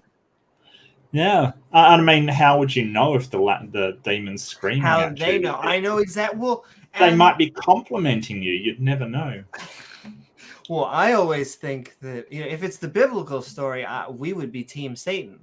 I mean, it depends on who God actually is. If he comes down, he's like, "Whoa, they got it all wrong." My go-to is just if he's like, "I said you're supposed to get gays stoned, not stone gays." They had it all around. Okay, then maybe God and I can start having like a one-to-one conversation. But I mean, if he's then again, as the Abrahamic, then you have to say why he has for some your explaining to do. Yeah, why were you not able to communicate that in a way that would not lead to the deaths of lots of people for no reason? And why did he actively break down communications in the Bible, like the Tower of Babel, that when he realized that if humans worked together, they were capable of anything? He says, no, let's confuse them all and separate their languages so they can never, reach their full potential. Yeah, and let's talk about that story for a second. That God, this tower that was, I don't know, maybe at most 100 feet tall at the time, and apparently that was some type of serious, at least severe it's something threat taller than 15 feet. We normally just go one range. Some type of amazing threat to God that necessitated him coming down and taking that dramatic action to stymie production or construction of that tower. Yet we've built buildings that are much taller than that would ever be. We've flown through the sky, we've been to the moon, and none of those actions ever. What's the apologetic for that? we've sent probes that have left the solar system, and none of that was a threat to God. But this tall building in the ancient world was a huge threat to God. The apologetic is, well, maybe God had other reasons for it that's not clear in the text. Like, works is for he wanting no to- longer pissed at us for making tall towers, or is he actually actively getting angry every time we make a giant tower? A now? building that's more than 2 or 3 stories tall. Maybe towers are fine as long as everybody speaks different languages. Maybe if Esperanto, the worldwide language, took off, maybe he'd suddenly have a problem. Wait a with it. second. What if Godzilla is trying to tell us something deeper? Right. Could be. We were Godzilla missing the message the doing entire God's time. work. Exactly. And you really see, like, okay, so that story was written at a time when no human had ever been 100 feet off the ground throughout the course of history and lived to tell about it. So, of course, to them, yeah, you could just build a tall building and you would get up to heaven, and God wouldn't want a bunch of drunk people climbing up a tower and wandering around hungover to heaven. So, of course, God would take action to stop it, but it would ruin the ambiance. It would. Some drunk guy puking all over the streets of gold, and some guy trying to have sex with Jesus. It just would have really ruined the ambiance up there. Unless he was cute. Playing some ribald tunes on the angel's trumpet, just breaks the whole. You know what those people are like when they get hold of a horn. Come on. Disturbing the seraphim, who, once again, their only job, in fact, the only thing they ever do with their 6 wings is to fly above the throne of God, saying, "Holy, holy, holy is the Lord of hosts. The whole world is full of his glory." And in English, all they do. Spanish, I assume. Or in Aramaic, probably, or Hebrew. Yes. But, yeah. Damn. Because they. Well, how are they all going to know it then? How are all the believers of their respective languages? I guess God's going to turn it all into universal one translator, like he could have done right now. Yeah, like the Star Trek translator. Yeah. I mean, if he can make everybody speak different languages, he can make people speak the same language, right? Yeah, I guess he has like a reverse thing. Maybe what he did was he copied the Tower of Babel technology. He just destroyed everything. And then he waits for heaven. And he's like, okay, now that your mom and your sister are burning in hell, but you believed in me, it's time for you to have a universal language. God damn that Rosetta Stone. Look, they weren't supposed to know what the other people were saying. But I mean, we've already basically eliminated the language in terms of like international relations. We all are able to communicate and things can be translated. It's not a barrier to us working together. There are other barriers in terms of us working together, political and other considerations, but it's not language. It's not the one thing that's keeping us apart from, people in other countries. Math is like a universal language. You ever thought about that? Which is why in the search for extraterrestrials, they're looking for mathematical signals that, any civilization would send out. Yeah. Also, the Bible got pi wrong. I don't blame them. We're humans. Amy, you're reading it wrong. If you measure from the inside, from the outside of the saucer, then it would have got it right. You're measuring from the inside. You're using the wrong numbers, Amy. The Bible got it right. It's not the size of the pie; it's how you use it. Like nobody has ever measured pie. Like something like that before. You don't measure the inside for one part and the outside for it. Like it's just so stupid. I'm sorry. It is a stupid apologetic, but it's all they have. Yeah. Then again, a smart apologetic would be an oxymoron. You know what I'd like? I'd like to hear from a theist who has actually heard audibly God talk to them. Well, the freak is out there. I see him in chat. Not that he has to come on. We are sending love to any theist we are actually going to, Mark is going to stay with us a little bit longer because we are having fun. We are calling me skeptical on does God talk to humans, but we are sending love out there for anyone who disagrees with us. We are just asking, does God talk to you? Does God talk to humans in general?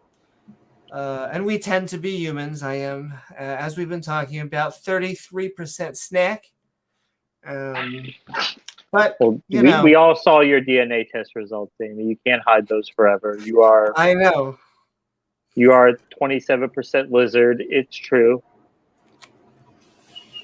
Look, it's fantastic. Sometimes I just lay in the sun on my belly.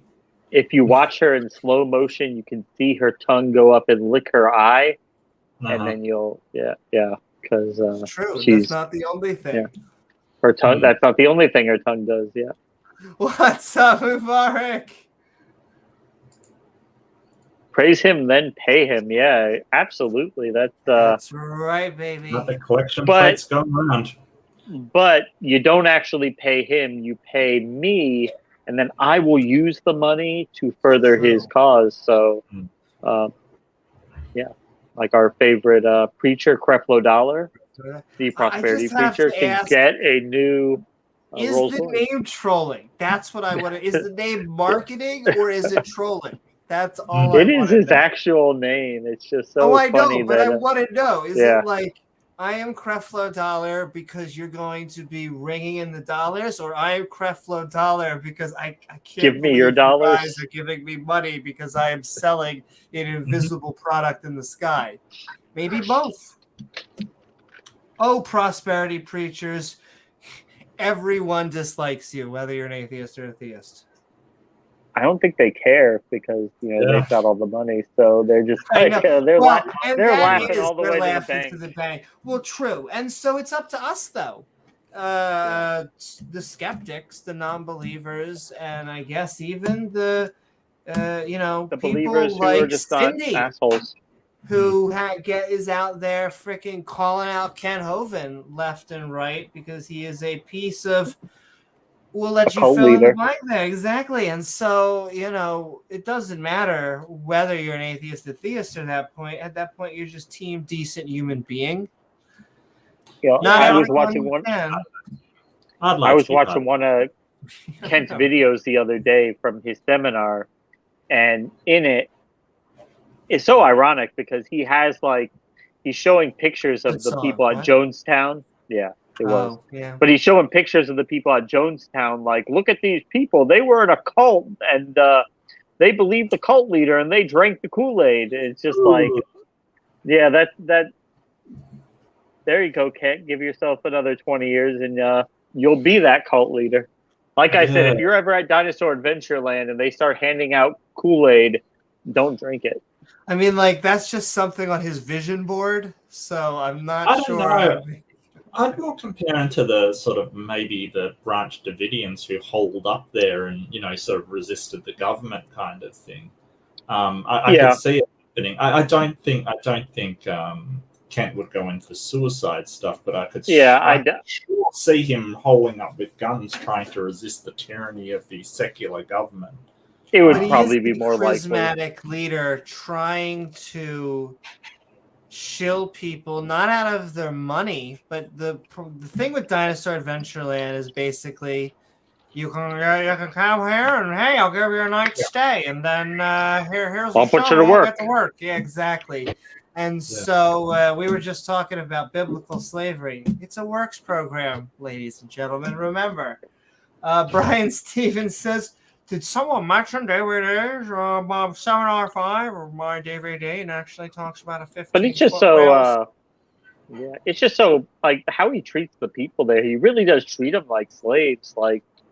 And I don't know if you've heard videos of the interviews from people who were inmates or residents there. On Atheist Junior's channel, he does a fair few dives into Ken Hovind's world of horror and cute dinosaurs. He makes the the women, of course, it's going to be women who work in the kitchen there. But summer in Alabama when it's hot, and he will not let them put the AC on in the kitchen. Really? Now, if anyone's worked in he will not let them put the AC on because that's money, Amy. That's money that could be going to spread the gospel, Amy. So I don't know if anyone's ever worked in a restaurant or in a kitchen where you're making it gets damn hot in there. It gets really hot when you've got ovens and everything going like that. That's just summertime in Alabama with no AC. That would be like slave type conditions. And I don't think sort of industrial relations regulations should just be waived because you're a religious organization. I think that's true. Maybe Kent's workers should unionize. I mean, if they ever got paid, they probably could. But of course, he doesn't, in actual fact, pay them. And I think that's the most abhorrent thing. He just sort of... some of them do get a stipend, but it's obviously less than like the minimum wage.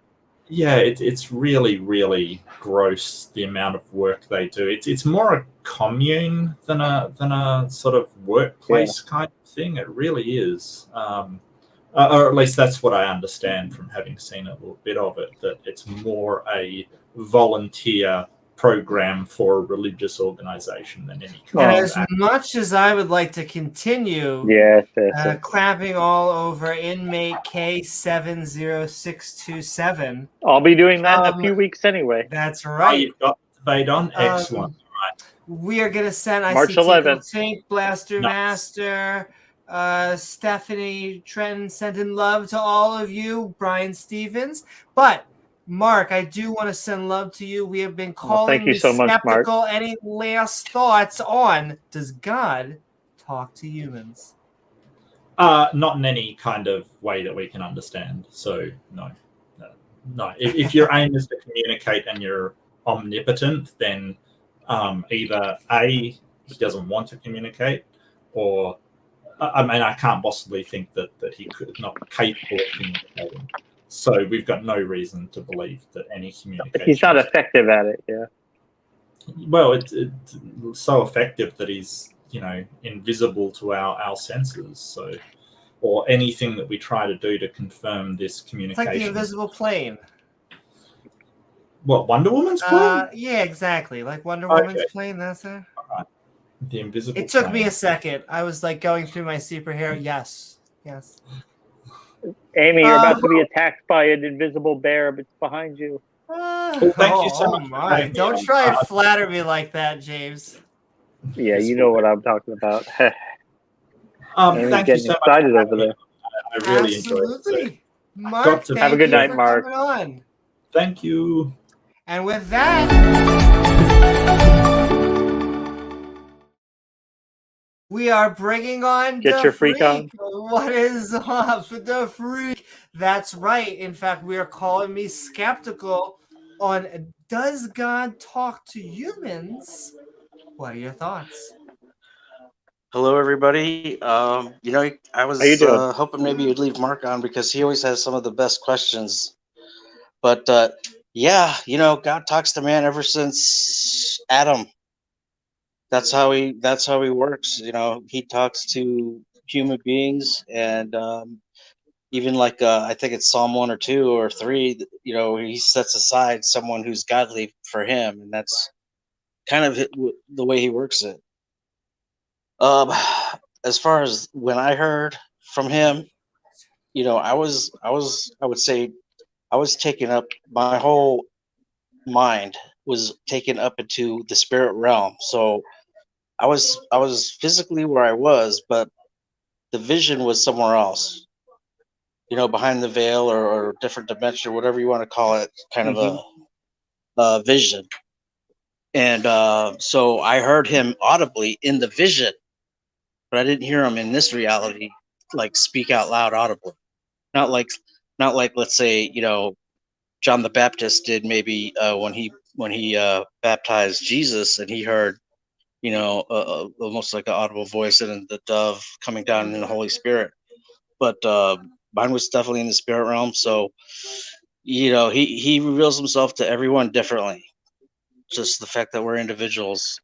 And one of the things that it says in Genesis right at the beginning of creation is, the moon and the sun will be for signs and seasons. James, you probably aware Yeah. of that. Oh yeah. And it's just that Absolutely. he's not direct. I wish I kind of knew why, but you have to put the pieces of the puzzle together, and that's just, I don't know. He's got a reason for it, but I don't know what that is. I wish he would come right out and show everybody, but one of the things it says in the Quran is that if he did, it would be, the judgment or the matter or the test or whatever, it would be finished already. So Well, that's that's why he funny doesn't you just say outright that. reveal himself. That is the latest apologetic I'm getting, especially from Muslim circles, is that this is all a test. It's just one big, like, you gotta figure out if yeah. there's a God or not, so that at the end you can be on Well, the winning our team.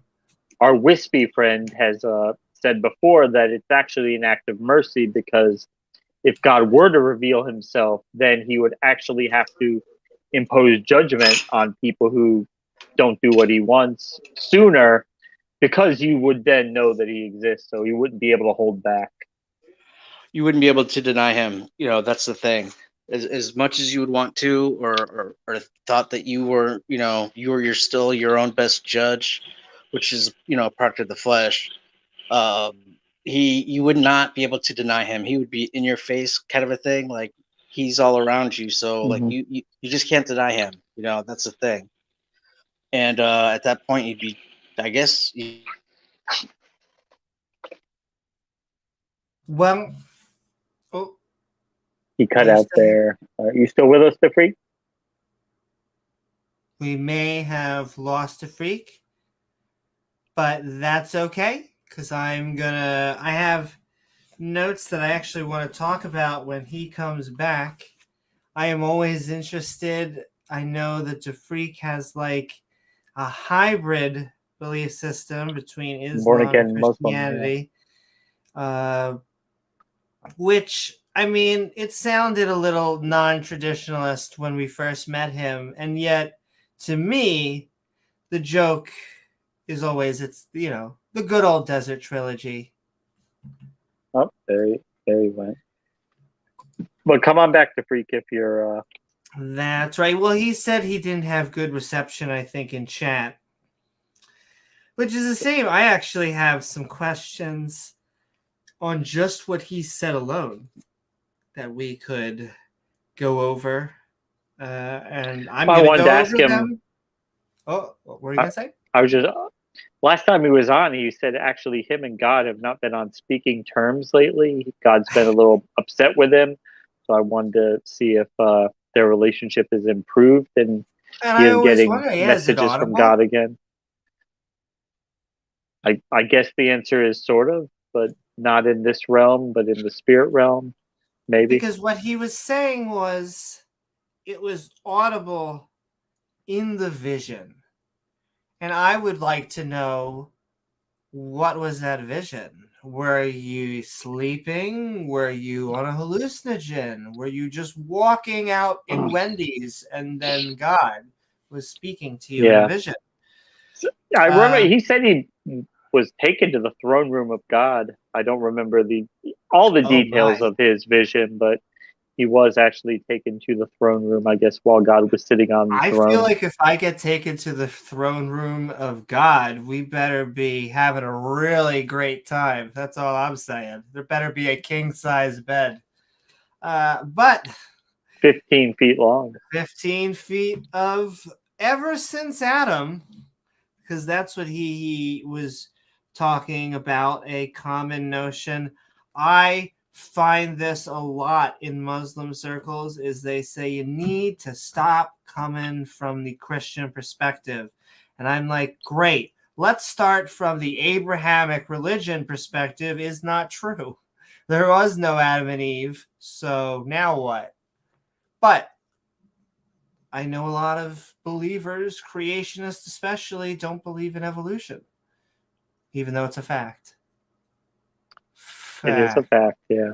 Yeah, it is a fact, and There is a theory a theory of evolution by natural selection, which explains that fact, just as the germ theory of disease explains that fact.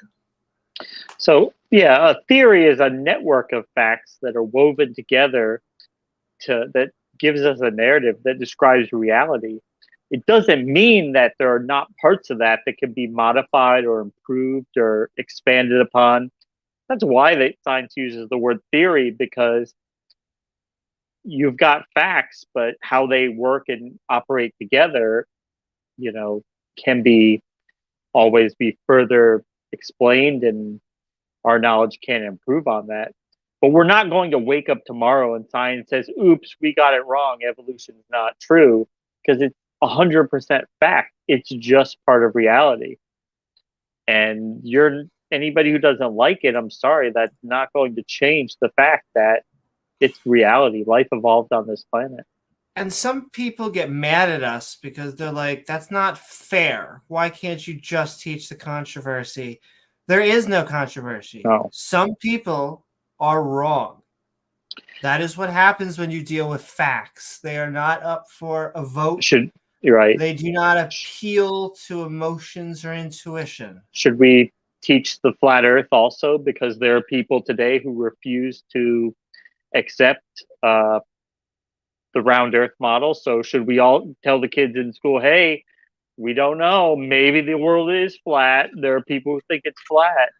I would be up for teaching the controversy that some people are very, very, how should I put this, silly and believe in conspiracy theories. We should teach that, and why we should teach skepticism, and why people should only believe in things that have evidence for and have few things as false. Critical thinking. Critical thinking, often told, we do not want to teach you what to think. We want to teach you how to think. It's all right. The freak's back in chat. It's okay, the freak. Don't worry about it. But so feel appreciate free you coming on. Yeah, if you can get back on, come back on. Get back on. We're going to go for probably a little bit longer, about 15, 30 minutes, unless a bunch of streamers start coming in and start, telling us why we're wrong. I'm starting to think we're going to be doing our call-in shows on weekends. At a decent time. This was a better time for us, and yet I'll tell you, I guess all the theists and creationists are just tucked into bed. Or they're listening to our wispy friend over there. Oh, is he streaming too? He is almost every night, these 5 days out of the week, so probably is. I will say I go out of our way. I speak with Gizmo. He and I try and make sure that we do not stream when other friendly non-believer channels are on. Last thing we heard. To freak, let me tell you, I got a lot. I mean, if you really want to talk just through chat, I mean, I got a lot to talk from. The beginning of my tree, of course, is ever since Adam. And that really, if that is the linchpin of the tree, then we do have to talk about that, because Adam and Eve weren't real. And so because Adam and Eve weren't real, we need to talk about that. But I have a whole bunch of points.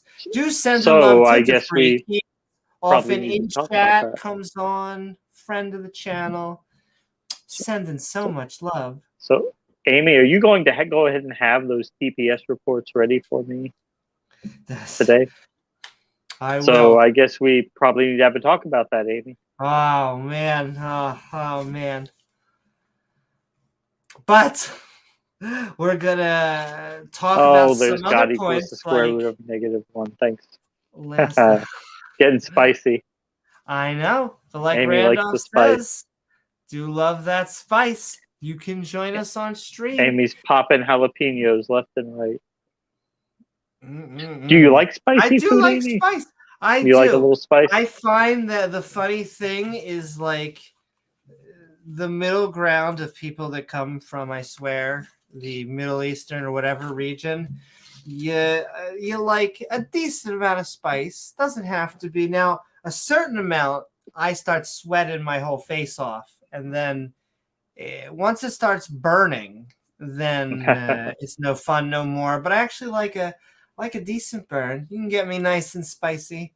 I like Takis. That should tell everyone out Takis. there. Yeah, I know. You like the spice. Oh, I can't help it. I see, once you have the spice, you control the universe. I see kids eating that stuff. That's like. Well, I learned about them when I worked at Walgreens. I was like, "What the hell is this?" And then it's the touch of lime. I feel like I'm sweating just thinking about it. It's that touch of lime. That's what does it. Or else I'd have nothing to come back on. I'm more of a. I'll go for some medium wings once in a while when I get a wild hair up my ass. But I will say that is my favorite. So a good classic wings. You got that? It depends where you go. Some places you can get the mild and there is a little bit of kick to it, but I find if there's no kick whatsoever, it's just not even. It's just not enjoyable. Exactly. You need a little bit of a kick, but. I like even my turkey. I like some cracked pepper. I can't help it. I'm born of the spice. We do have some points I'll go over from Defreak, though we do have a comment actually. And keep on sending in your comments, thoughts, or one-liners at Amy Newman. We will try at James W. James Oritz, though, says, I've heard a voice ask me if I'm okay. It's happened in the forest and the wilderness while working. My buddy heard it once and started laughing, so I know it's not my imagination. And so that's an interesting claim. First of all, that you're already saying 2 people heard it. Now, I would be very interested if that could be replicated. You know, we have an audible, someone actually checking in on you. And so that is an agency that cares. So I would really like to put that kind of person to the test, or whatever you want to call them. Yeah, it just becomes that. I mean, it's still only anecdotal. We don't have anything tangible, or like Amy said, put it to the test. But now we're not saying you're wrong, but we are saying we are skeptical. That is now the claim. And with that claim in mind, we would now have to work backwards and figure out what actually happened. Because you would have to go a step further and say, well, that is a supernatural event. I mean, it could have been. I could just create scenarios that, while silly, are still maybe in the natural realm. Someone was following you and shouted it in the woods. You heard a cell phone. That's true.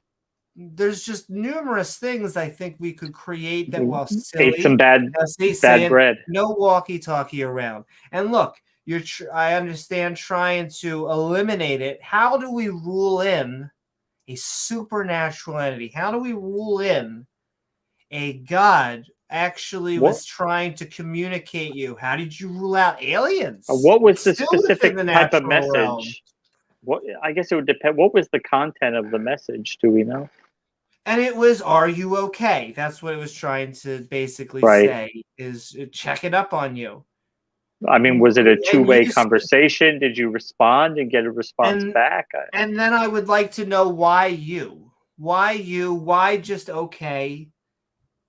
Like, it seems like, I don't know. Like, you ever been in a rough situation? Can you never got that message? Yeah, I guess not. I mean, once again, not saying you're wrong either. No, I'm just. It could be just God arbitrarily just decided to communicate with him on that one day, and Yeah, and I guess a God could do that. But not only do birds say the strangest thing, how did you rule out it wasn't a parrot or some kind of bird that actually has phrases within them? That's true. I'm just saying that we would have Macaw's, to really, yeah. really eliminate a lot. And it would have to be not just your word, my word. It would have to be really empirically taken out. And I don't understand why it's not easier. Why it's not like we just can't have simple conversations. Why can't it sounds silly and human when we say why can't God make an app? And yet if he made a book like and it was years ago, he can't make a 0.3 apparently. Like, why do we just get the words of ancient man? Why don't we get any type of, continuing message? Why is it so important that be the last revelation? I don't know. So what's up, Sinister? The Sinister Porpoise. I just love dolphins, by the way. Very Got a response from James there. well, we got Avium. The darndest things happen to me. People say I'm very lucky. Look, Yeah. I love humans. I think we are a fantastic species. I'm glad that you had an interesting life. But I can't help but that you gotta almost have, with your own claims, have the most skepticism in them, and That's say true. that I may be the most able to trick myself. You should, and I'm not saying you're not, but we should want to test these claims. If this God, I mean, it's the creator of the universe, and he wanted to just make sure the equivalent of your mama at home saying, "Are you all right?" Which, I mean, I love my mama, one of the wisest, smartest people I've ever known. None the least, she is a natural human being. Yeah, nonetheless, she is a natural human being. Nevertheless, exactly. I mean, I've had times where I thought I heard somebody say something to me, but then what I realized is every time that's ever happened, it was always at night, and I was always in bed. And of course, what is the most probable explanation then is that you start to fall asleep and you start to dream, and you hear something in your dream. Well, hopefully. But regardless of what it is, hopefully. But you have to ask yourself, is it more likely that you were hearing something supernatural, or is it more likely that you just heard something in a dream? And so I'll ask you, James, what do you think that voice was? It was checking up on you. I mean, was it a male voice, female voice? Was it male, female? And sound like a child? Did it sound a lot of times older? People, theists, believers, they'll be like, "Are you saying I'm lying?" I cannot reiterate this enough. We are not saying you're lying. Not necessarily. We are saying we don't know what that is, and so we cannot go to the conclusion that it was a god or even something supernatural. You'd only be lying if you were absolutely making it up. But if you truly believe you had that experience, then it's not a lie. It's just we don't have enough evidence to say it's truly supernatural or not. Indeed. We get that quote all the time: would someone die for a lie? And the answer is absolutely, and then with the addendum of they probably died for being wrong. Of course, the most relevant example is the people who flew the planes into the buildings on 9/11. I can't not think about that example. Yeah, it's just, which the Christians would all say, yeah, they were wrong. They were dead wrong. And they'll be like, but that was a horrible example where someone was doing something bad. And it's like, yes, exactly. In the name of religion, specifically. The Buddhist monks who doused themselves with gasoline and lit themselves on fire to protest war. I mean, there's still war. There will probably always be war. It's not that they didn't believe in their cause. It's just, wasn't very effective anyway. And so I think about 15, 20 more minutes of ranting. And if nobody Just- joins yeah. us, we'll be headed into the after show on Discord to talk with the community. But I mean, now's the time to join us. If God has spoken with you, we will give you time, or at least as much of an opener as you want. And then, we just have some dialogue. We're here to listen to you. And, if your ideas are better than ours, they will stand up. We'll be made to look like idiots, I guess. Now, how about you, James? Have you ever had a dream or anything like that that was anything that you thought even in the dream was supernatural or something? Because I can't. I remember very weird dreams. I remember apocalyptic, like zombie type of things, but I've never had like a deity speak to me in a dream. Not a deity, but I did have dream when I was a Christian. I would have dreams sometimes about God, not stuff like that.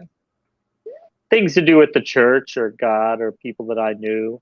Because when you're a Christian, like that's a big part of your life when you're a Christian fundamentalist and you regularly attend church, and so it's kind of a big part of your life. But I wouldn't say anything Sure. supernatural per se.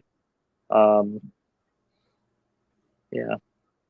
And James Oritz also says, hey, I didn't have any inclination to think it's God. It sounds like an everyday Joe. Well, look, I don't think myself or James W. here would say that your claim is wrong because you're saying about a voice. I was just asking how you were doing. And if you're not claiming that's a God, if you're just saying I heard a voice and I don't know who said it, all right. I mean, Yeah, that's right, Jerry. Unfortunately, most of them are not along those oh lines. my, what's up, Jerry? I think we've had those dreams before. Not often enough, right? Yeah, exactly. But I know people who can have lucid dreams. A lot of lucid dreaming. I've never had that happen. I've had it, but it's very rare. Very rare, and it's almost always when you're about to wake up, so you can't really enjoy it.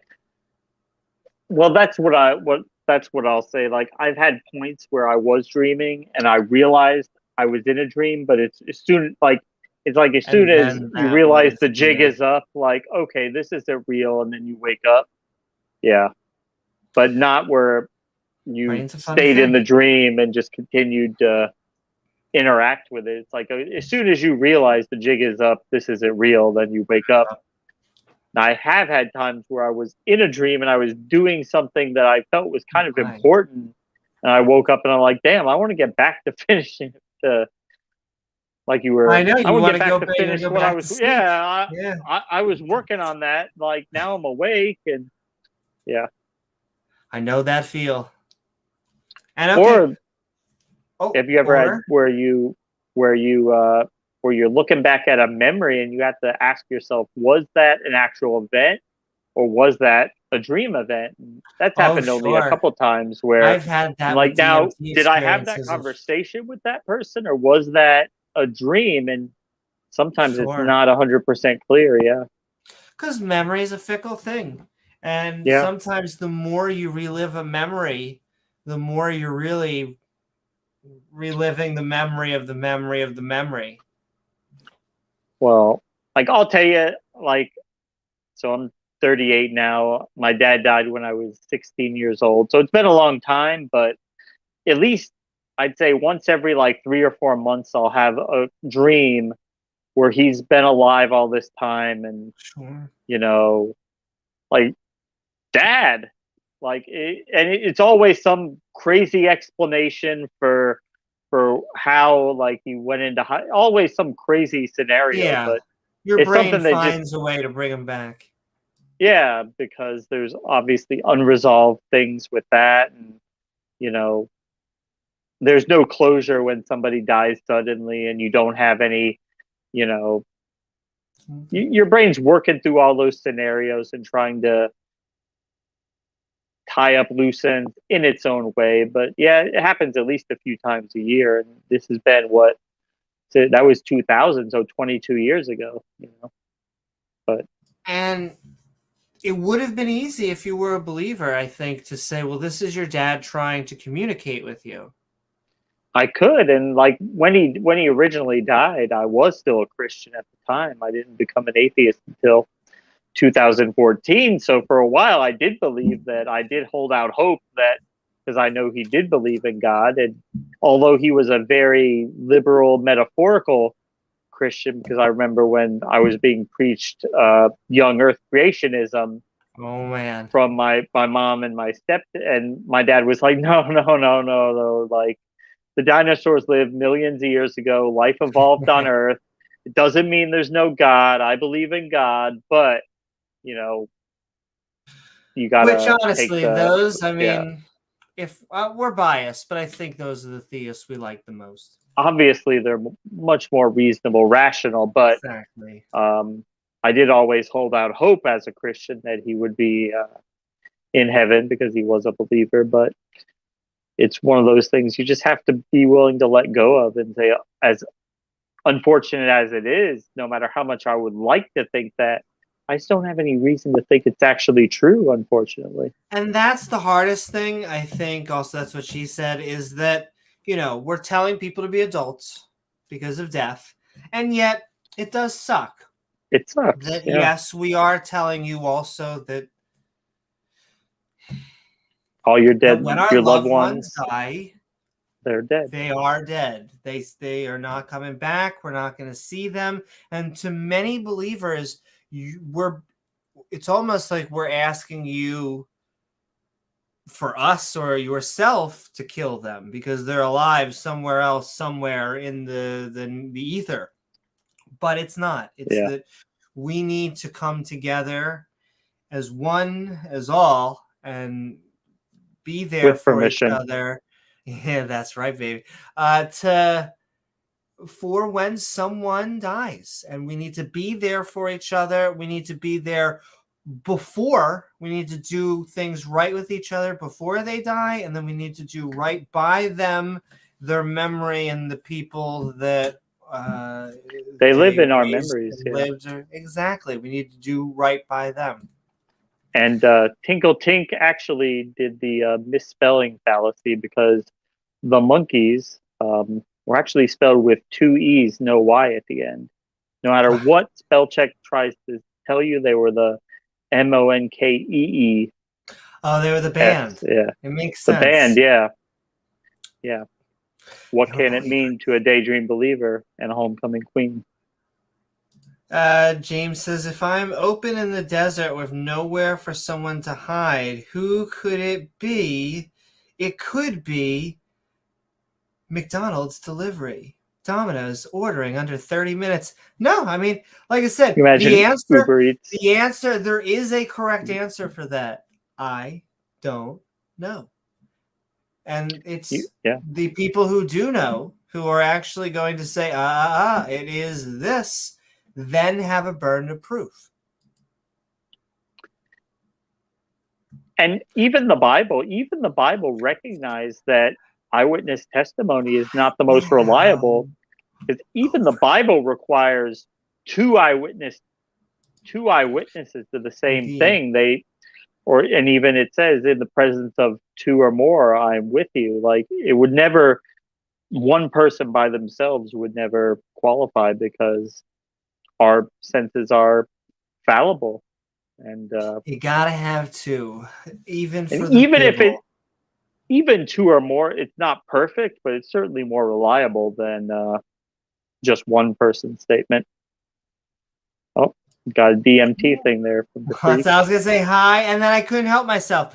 We're sending love back to DeFreak. I do want to go over just a few of his points because we actually had a theist on here. And sending love to DeFreak because he is amazing. But we are going to go over some fun talking. But it rings from here, and we rise. I will say, as someone who also has done a lot of DMT, I feel like I am the counter viewpoint to that, because shaving razor is cold DMT just The fantastic thing about DMT and all psychedelics, if you have a decent dose, is that it knocks your consciousness just flat on your face. And for a lot of people, we just live the same night and day, not feeling anything so extreme that it's hard to believe that we could think differently. And so the great thing is that it shakes things up. And so when you finally do go back to normal, you just are blown away by how different perspectives there are to thinking. The example I always give is just, it felt like I had lived many, many years in a snowy cabin. And then I just came down and then it was like, no, that didn't happen. Or the time where I just hugged a chair and just realized that how we much were all work connected as humans, and how But much Amy, work it took. Did you really take a heroic dose? Because Heroic. I'm not convinced that you really did enough to really it is funny. open your chakra. And that claim is probably the most egotistical thing to say about an ego death. Question which is ego kind of death. funny. Yes, exactly, to question someone else's. But no, I mean, but I would even I was absolutely tripping ball.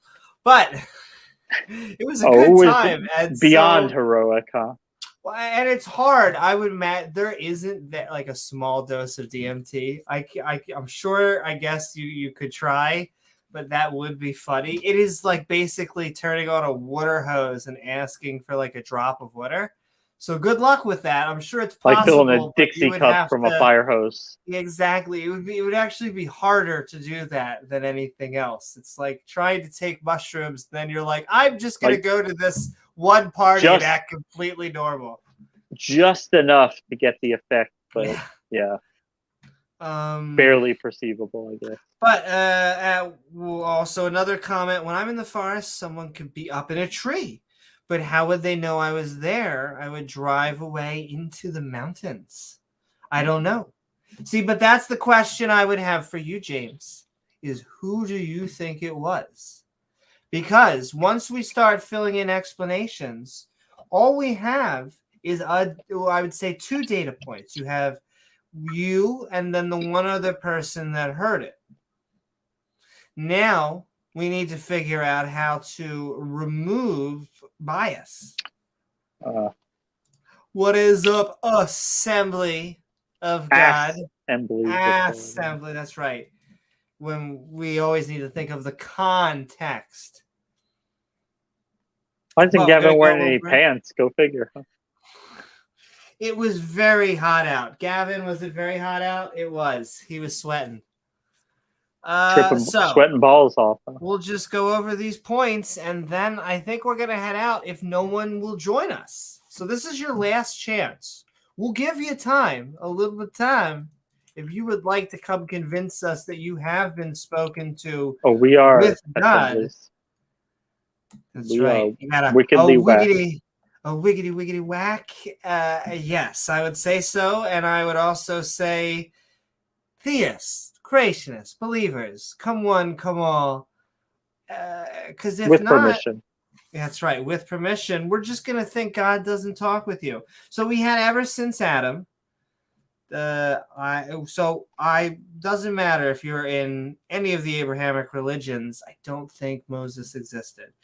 Did not Abraham? No. Joe DiMaggio? No. Moses? Yeah. No. Oh.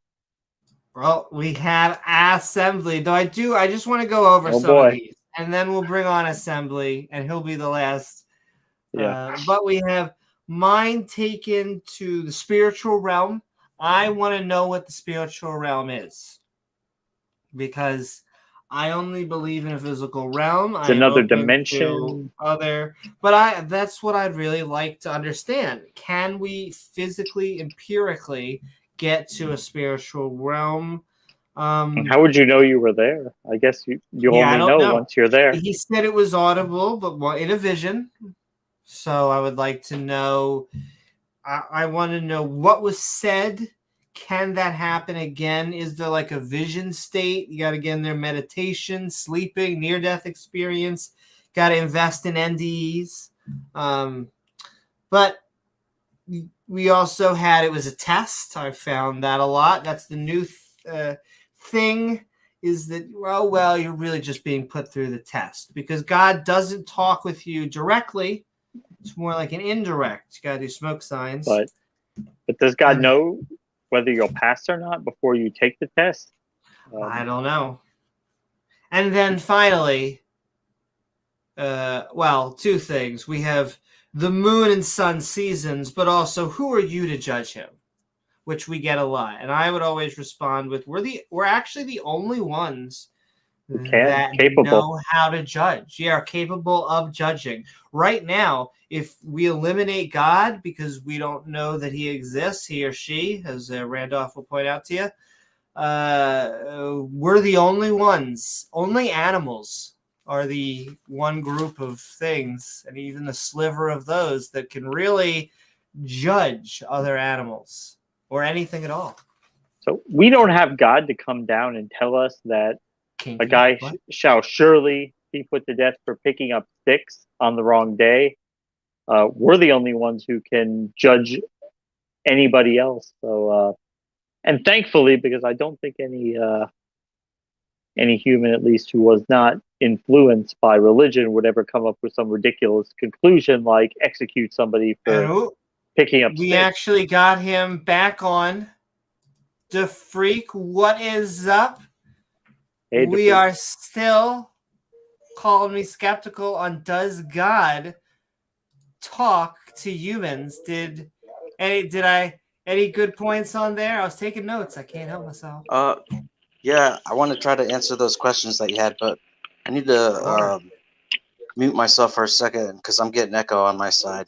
1 second, please.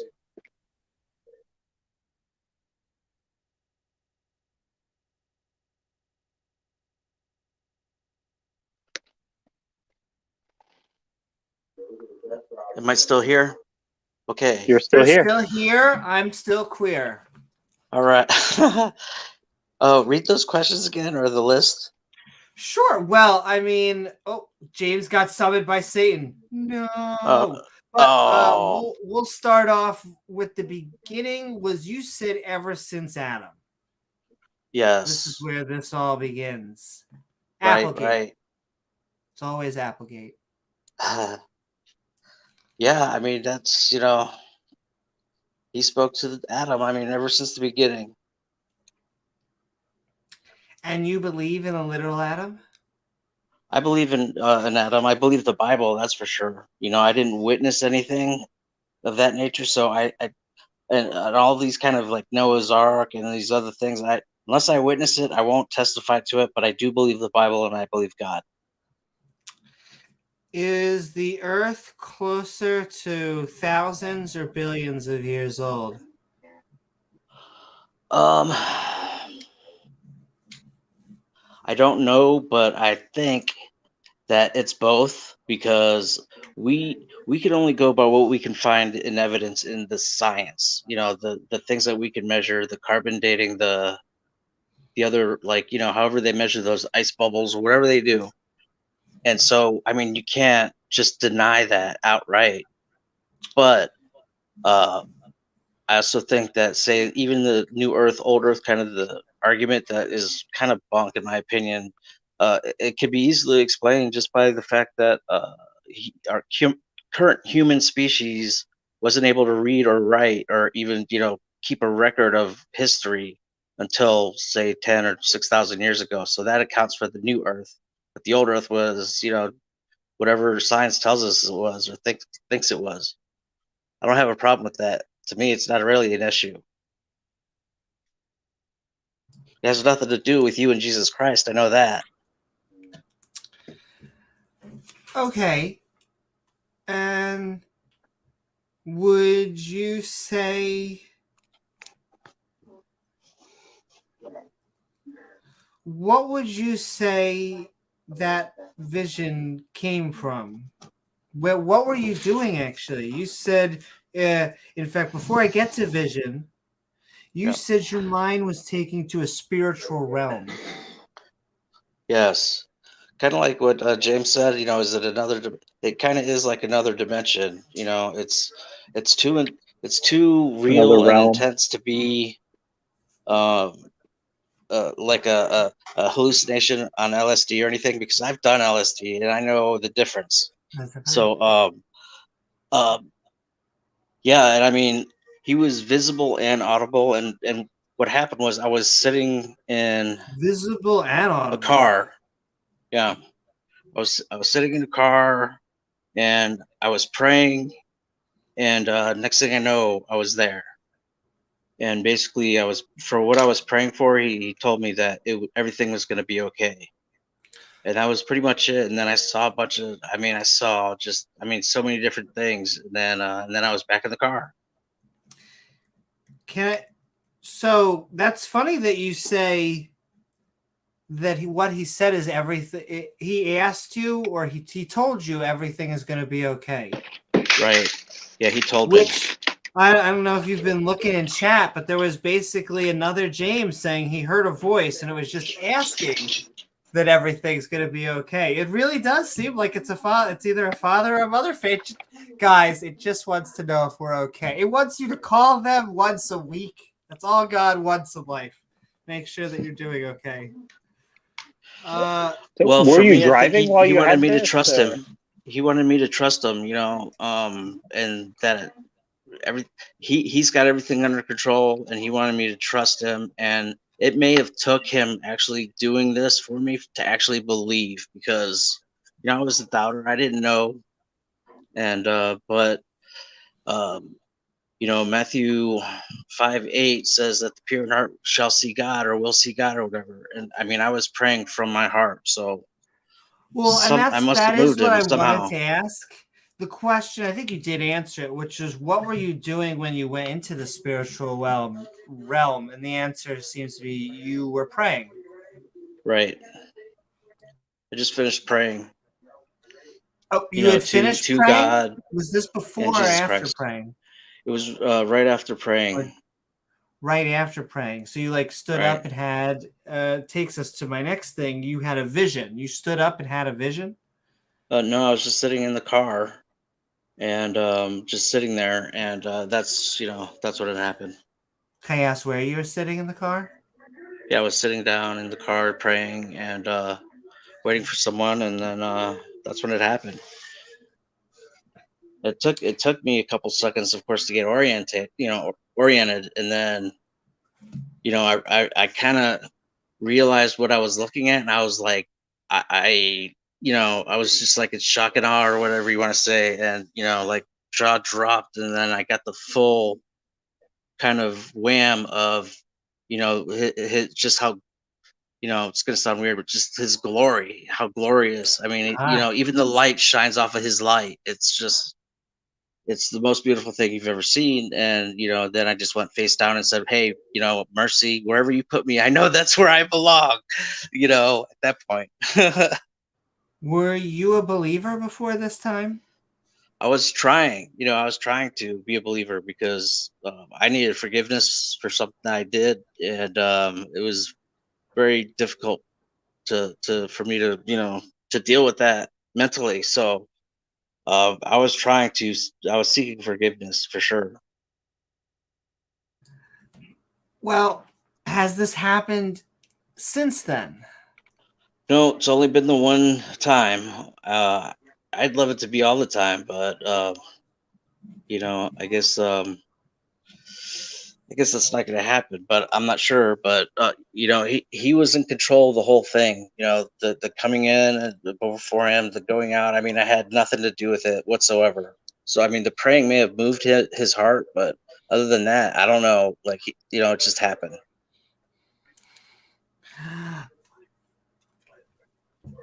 Okay.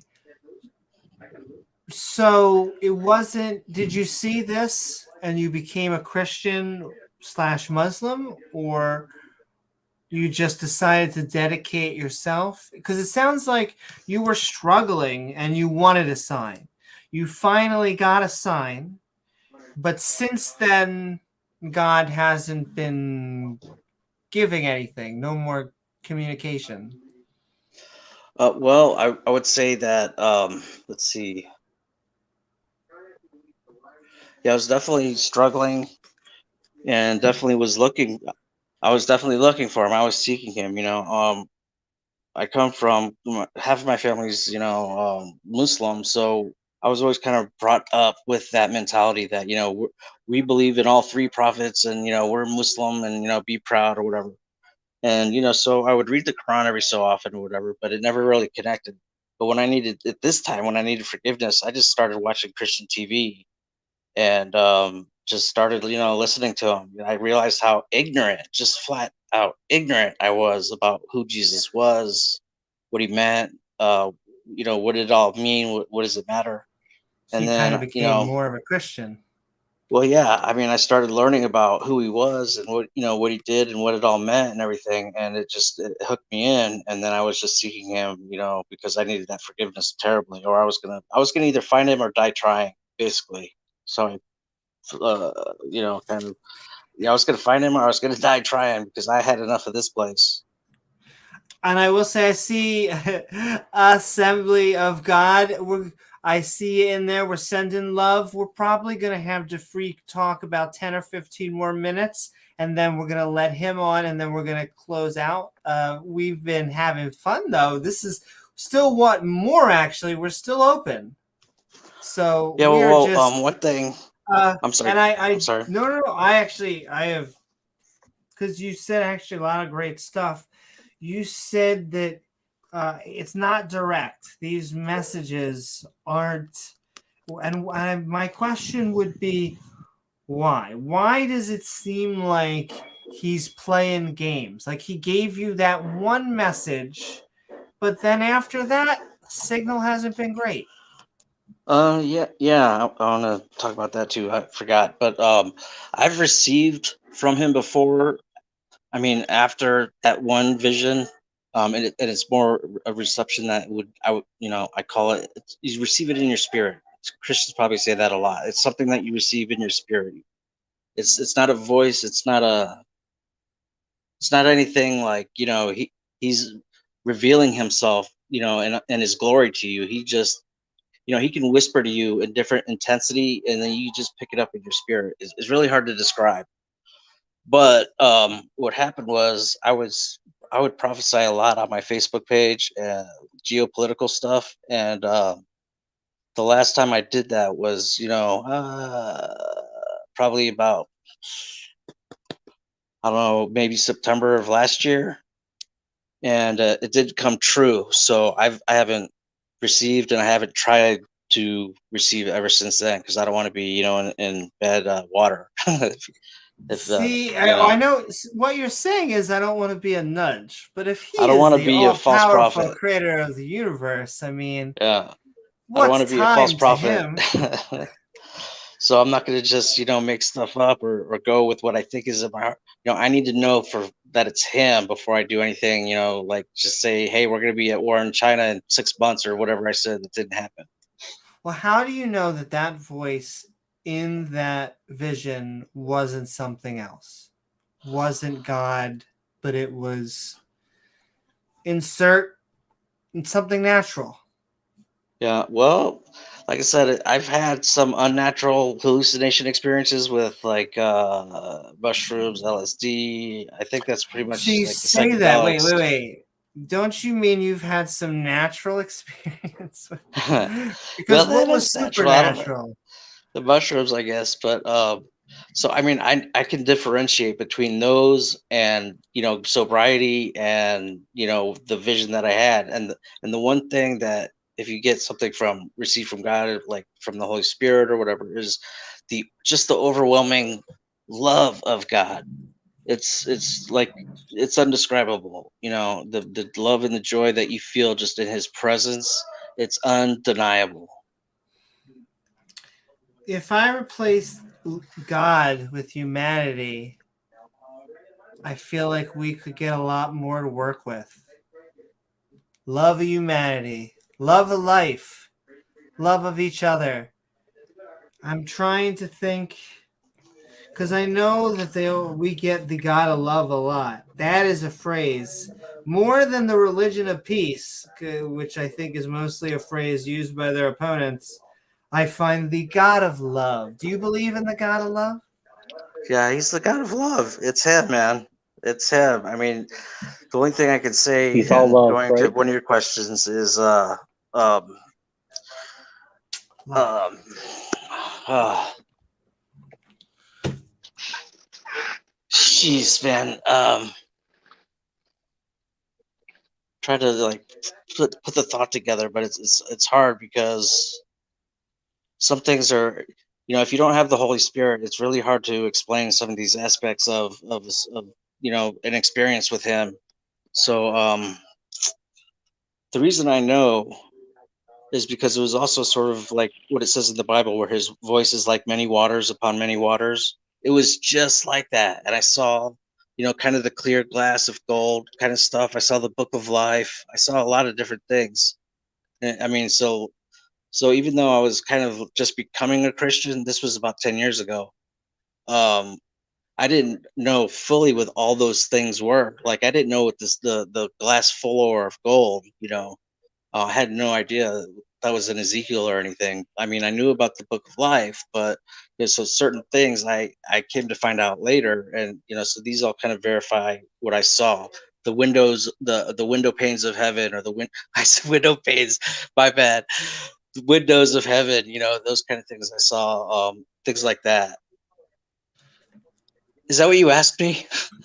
I want to ask, how convinced are you that God is real? 0 to 100%. 100%. Really? Absolutely. 100%. Yeah, I mean, Okay, that what it was. convinced you down to what would take a chunk off of that? A 10 to 25%. Maybe not make you not believe in God, but what would shake your foundation You a wouldn't little be bit? so sure. Yeah. A brain transplant. Really? That's it? A brain I mean, transplant? seriously, because how can you like if you how can you deny your own eyes and ears?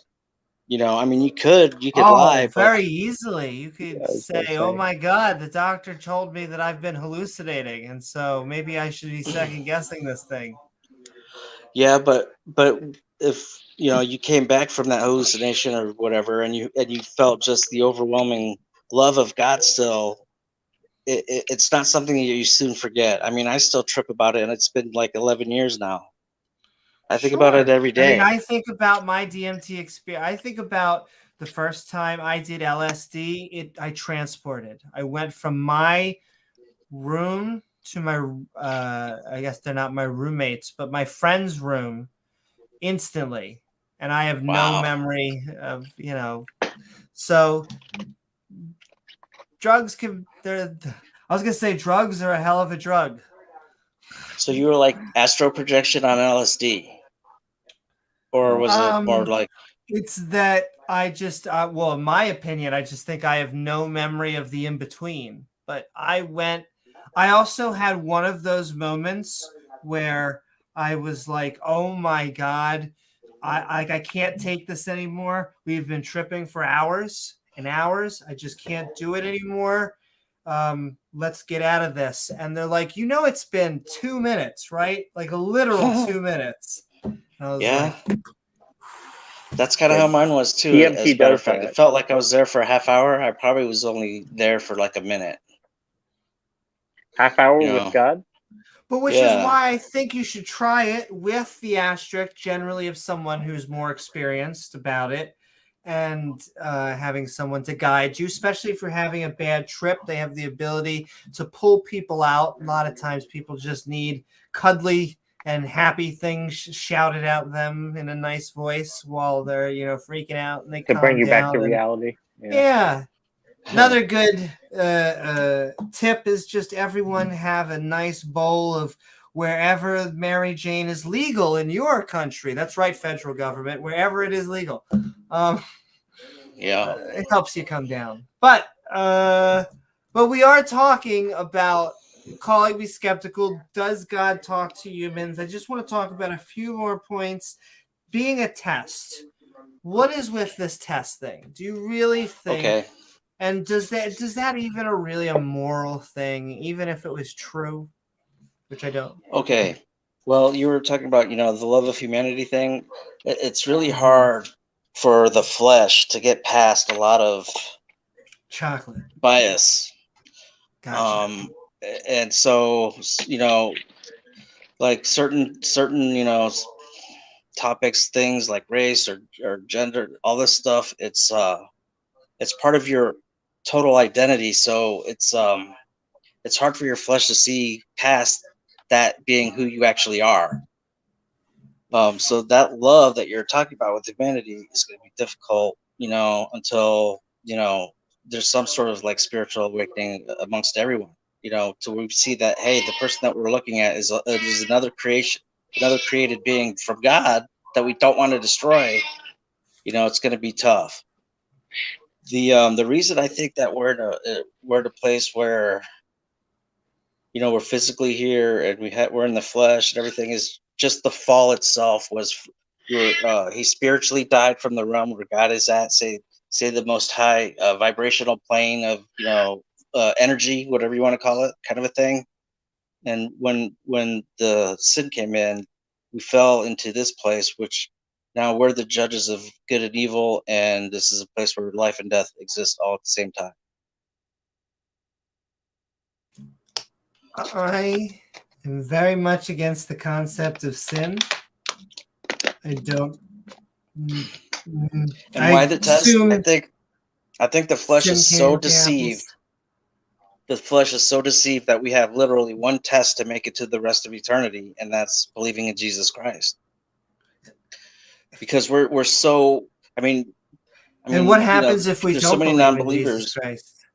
Then you get judged twice instead of once. Oh, I mean, isn't that just mean God's twice a dick? I guess, but you have your first death, and then either you're saved by Jesus, or you go straight into your scale judgment, which means you need to be 51% good to squeak in, I think. But then once you die and then you see him and then you actually have evidence and then you believe, he then lets you go because you believe now, right? I don't know about that. I'm not sure about that. Why? Now you have evidence. The most evidence ever. Possibly. I'm not going to say that, but I mean, I it's amazing that there aren't too many people who have it just seems like there's a reason for it. I think I know why, but I don't know exactly why. But and isn't it weird that the one thing that you need to be tested by is just believing in them? Isn't that a weird test? Isn't it weird? I tell them all the time. I said the whole construct is a fucking fraud. It's not a fair fight. How are we supposed to fight the devil or whatever in the spiritual realm? We can't even see the goddamn motherfucker. The freak. Oh my! That is a beautiful sentence. I know. Now you're starting to come on our team. So but the only way I could even question him like that is just because of the relationship with Jesus Christ. And so like it's not blasphemy at that point. It's just like why, Lord? Because if I feel this way for humanity, or you do, we have to why isn't he? But like I said, the fact they ate of the tree of the knowledge of good and evil, we're discerning that judgment now in terms of it's being played out and all this stuff. It has to be witnessed so that it could be established and established so that it can be judged. And then can I also ask? Eventually, God throws a few things away. Is there any other time that a scapegoat is good except for in Under Your Prophets? Like killing I mean that was something. the Torah. Like the scapegoat was a part of their ritual or whatever for purging of sin. And so I know you like those scapegoats. Can I ask, is there any other time? Like, do you just think the notion of being a scapegoat is good?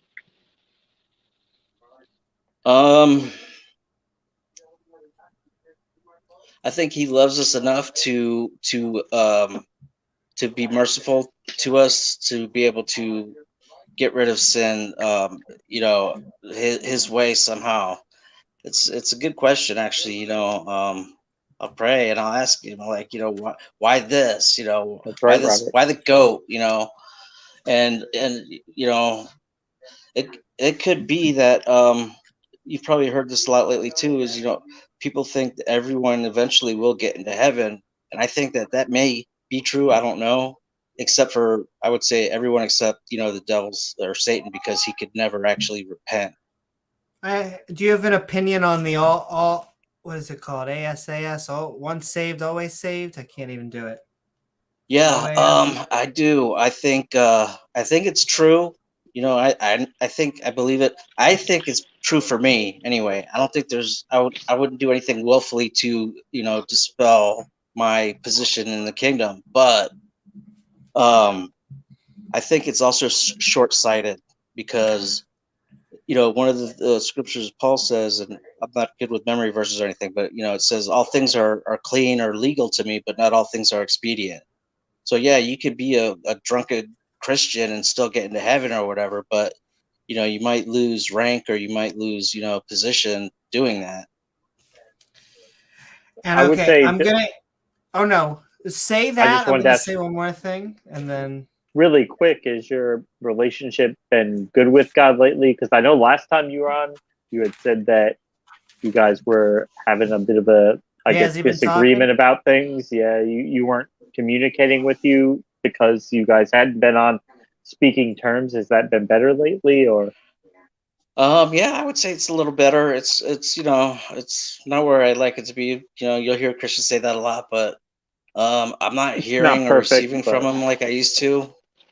So, but it's definitely better, because some things have happened, and Can I other ask? things. But Does that weigh on your faith? um, not Like, really, because like I said, I can't just deny what happened, that time. And there's been times where I've been away from him before or whatever, and like I even have like a cross, and that I would like, I constructed one, railroad ties. So like if I I'm always find really the feeling cross like I very need interesting. to connect, I will drag that sucker around, the house in Maricopa for forever, how long it takes, and it's worked for me a few times. So And I just have one more question or so, and then if you want to stay around, if you're still up for it, for I think ask. the next person actually wants to ask you questions. We'll let him join, and we'll have an open panel, and he'll be that open panel will be the last few minutes before we head out to the Discord. But Sounds good. Go for it. Go ahead. my and we could probably keep on talking to Freak. Thank you once again for joining us. It's always brave when people come into the hot seats. I'll say the same thing when the atheists go into Dawa or apologetic channels. But So usually we're picking people to be in Amy's hot seat, but this oh show they my, put themselves in the hot seat. what would it I don't know. You take guys to have the best convince? show. Oh, Thank thanks to Free. you. I think Sending We love so. try. right back to Freak. I mean, you give everyone a chance and everything. So I mean, you're the most fair show. There's no doubt about that. Woohoo! Well, thank you so very much. Appreciate it. We try to be. Definitely. I'll hang around as long So, as my phone lets me. oh, what's up, stripper Luca? Hey, stripper liquor. Dun, dun, dun. What would it take you? Also, sending love to Stripper Looker, Shane Villerwitz, and Robert. We got Robert out there. Hey, Robert. I know. Sends in love. We got all the skeptics. But what would it take to convince you not that God wasn't real, but that Jesus is not Lord and Savior?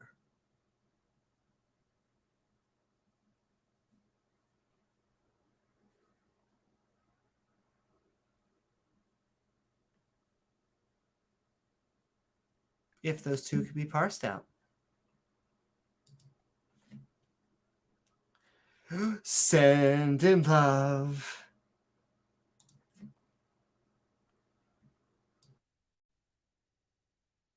Thinking.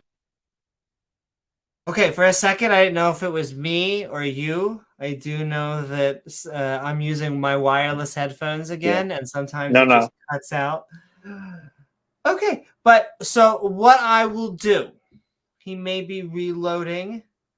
So what we are actually going to do is bring in Assembly of God, and we'll let him do his opening little speechy, and then if DeFreak is able to connect, we will also let all of us maybe have some more open dialogue.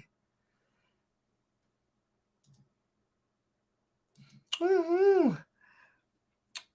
I can't tell if he is Is he back. gone too? Oh, are you back? Hello? Hello, hello? I'm still here. Yes, I don't so see we're anyone else actually... though. Do you hear me and James? Yes, I do. All right, Okay. that's all that matters.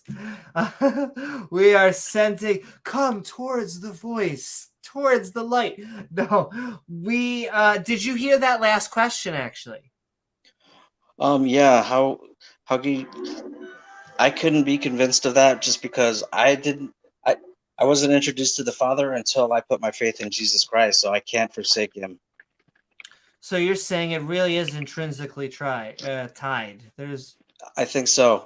But I've also got a kind of a weird view on, the Muslims and the Jews, the fact that they're children of Abraham. And if they're righteous and they pass that 51-49% good test on the scale, they may just squeak in without Jesus. I I can't needed help Jesus. myself.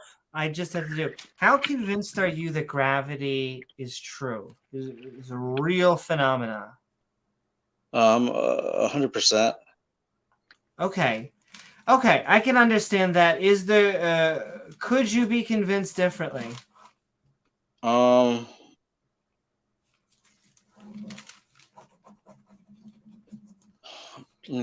mean, I don't think so because we see people floating when they're up in space in the space shuttle. It's then you're getting away from the Seems pretty mass. definitive, yeah. It seems like I don't know how you I could, would say the Higgs was empirical on. evidence leads in that. What I was really trying to get at is because my answer would be 99%. I'm 99% sure that gravity is true. And the only reason I'm trying to suss that out is because I'm often scared of absolute certainty, of people who are absolutely certain. Not you, DeFreak. You are fantastic, lovely, and fabulous. But I sometimes get worried when, because I just always want to keep the notion for that me, you, all of us could be wrong.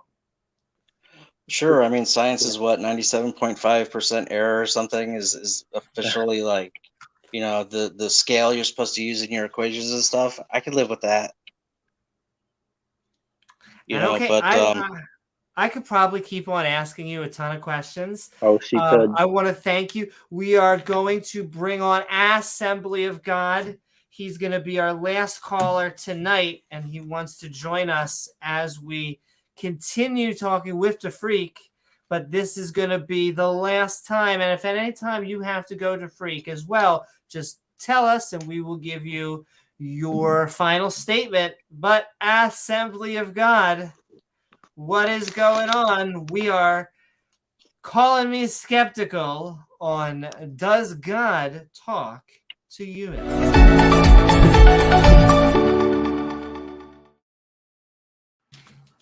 What is up? Who may it be? I wonder. Am I on? You are. Am I really on?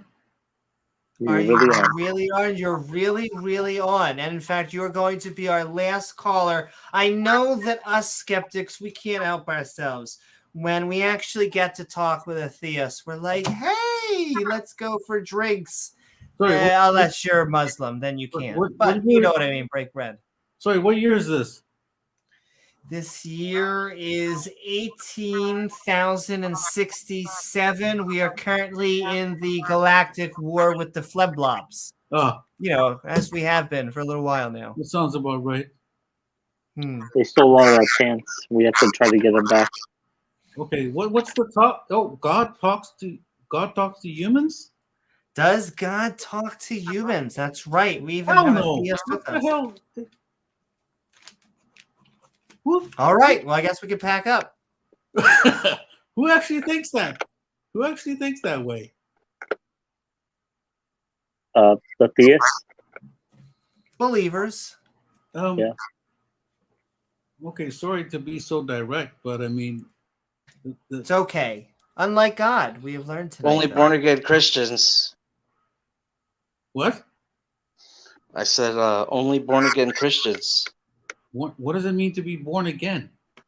What does it mean to be born again? It means that God joins his spirit to your spirit. God joins his spirit to your spirit.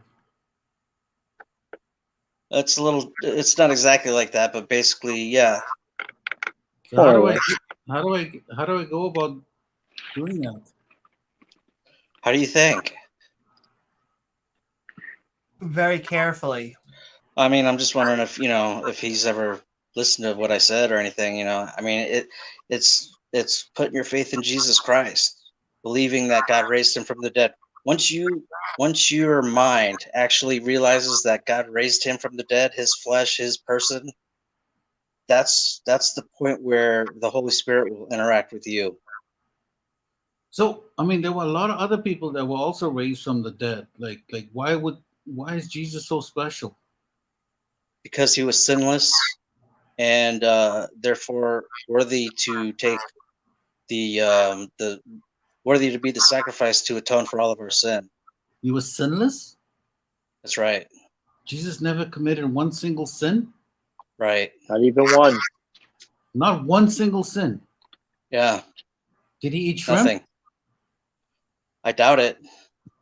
Yeah, I doubt he it. How do couldn't you have. know that? I don't know, but I doubt it. It wasn't kosher then, so it probably wasn't. He probably didn't do it. He had to be under the law to fulfill the law, so he definitely adhered to all those things in the Old Well, Testament. yeah, no, I get it, but Jesus was a Jew, right? Right. So he made the laws.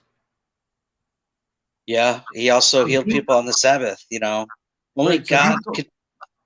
Go ahead. Yeah, so he told himself not to eat shrimp. Well, in the Quran, it says that the reason he put restrictions on the diet of the Hebrews is because of their slander of Mary, amongst other things. So So it says like just seafood. He said seafood, not just shrimp, right?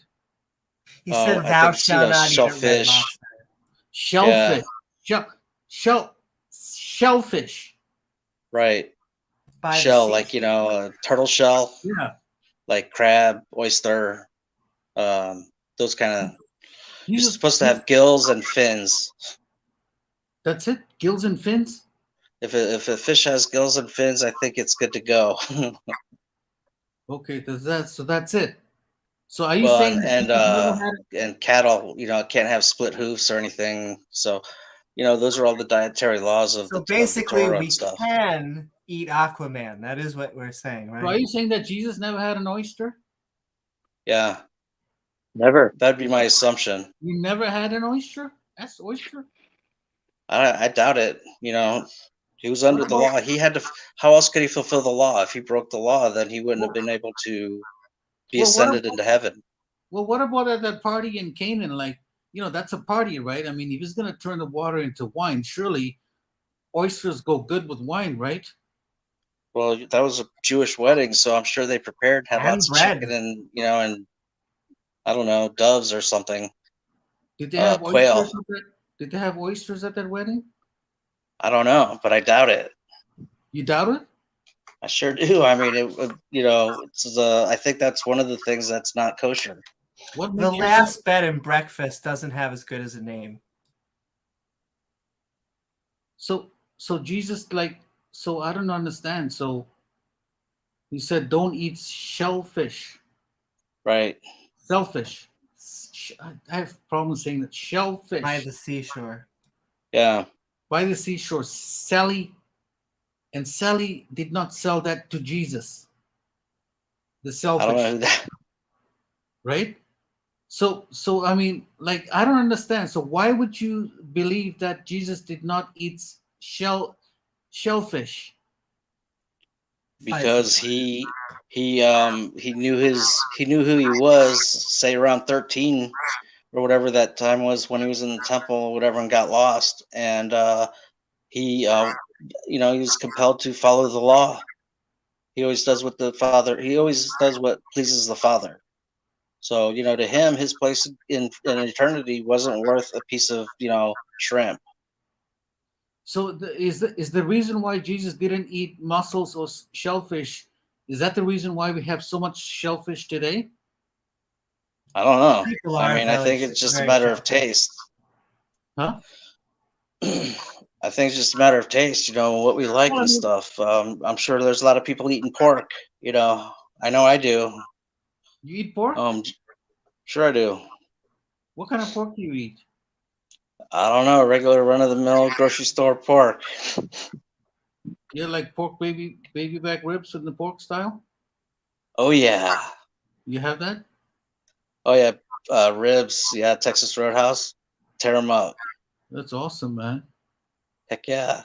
Well, I can't remember the verse, but Luke somewhere it says, behold, all things are clean unto you. So I'm just like, thank you, Lord, and I partake. Oh, so Jesus corrected himself. Well, I don't know about that, but he basically fulfilled the law. But Jesus flip-flop on the laws. How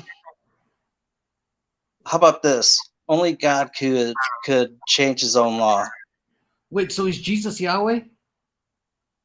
Well, it depends on how you wanted to, when you say Yahweh, that has a specific meaning to different people, in different, I want to say cultures or whatever, but, it's him, okay? That's the best way I can explain it. It's him. When Jesus shows up, God shows up. Well, but It's him. yeah, but Bart Ehrman says that Jesus is definitely not Yahweh, so the Christians have it wrong.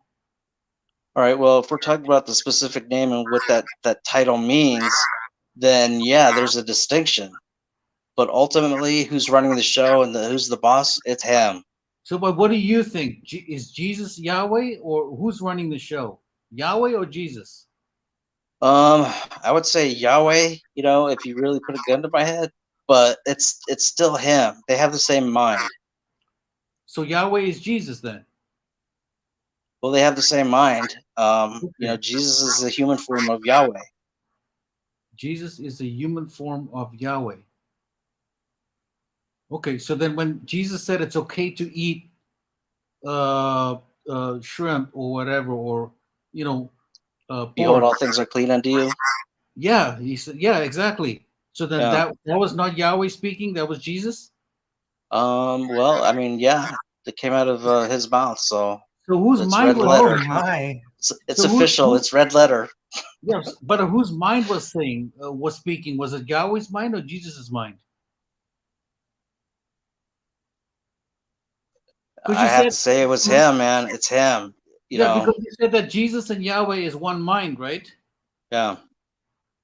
So when Jesus changed his mind when it came to pork and eating stuff that you can, then who changed their mind? Yahweh or Jesus? That's a good question, actually. That's a good question. I don't know. I don't Okay, know well, the answer well, to let's that. leave it at that. We'll let you ponder that one. So, Amy, what's next? Well, actually, we're going to be going That's about for it. Yeah.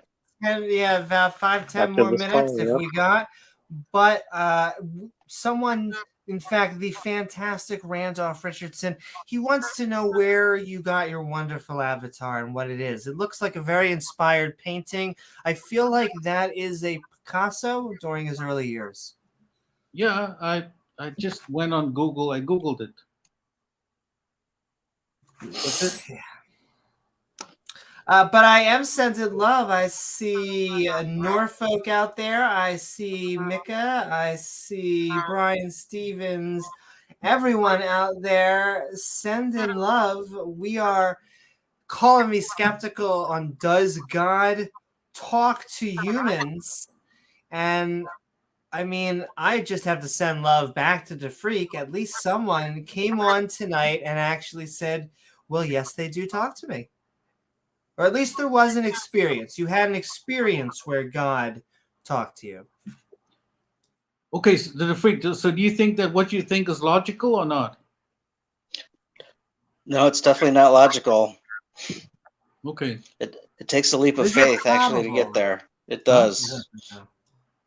You know, I know that it doesn't make sense, unfortunately, you know, because I was a science guy. I mean, I'm a big Star Trek, you know, Next Generation fan, huge fan. Yeah. And But- you know, I but was a when it- science guy. I'm like, you know, I did Right. computer Right. networking and admin and all. So like I thought logically, you know, so Right. this doesn't make sense. But then But I when it always comes- say, Yeah, what's but when it logical comes about to- love? Yeah, but when it comes to Jesus and God, you circumvent your logic, right? Getting to the point where I believe that Jesus was raised from the dead, it took a leap of faith. Yes. No, so let's say that your frontal cortex has Jesus and God in it, right? But then the real cerebrum of your brain has logic in it, right? Hmm. No, sorry, the other way around. You actually circumvent your logic centers of your brain, and you go right into the Jesus center or the God center. That takes an Right. act of will, actually. Is that what You you have do? to you have to will that a little bit for it to actually happen. Yeah, but You that's won't what get the there. Bible. Well, that's what the Bible Yeah, it says. is. The Yeah, Bible you're right. says to not rely on your own understanding, right? Yes, it does. So the Bible says to basically circumvent your logic and just, believe, right? Like I said, it takes a little bit of a will and a leap of faith to get there. It does, you know. Okay. So you use History faith, or archaeology can only get you so far. right? So you're using faith to circumvent your logic, your reason.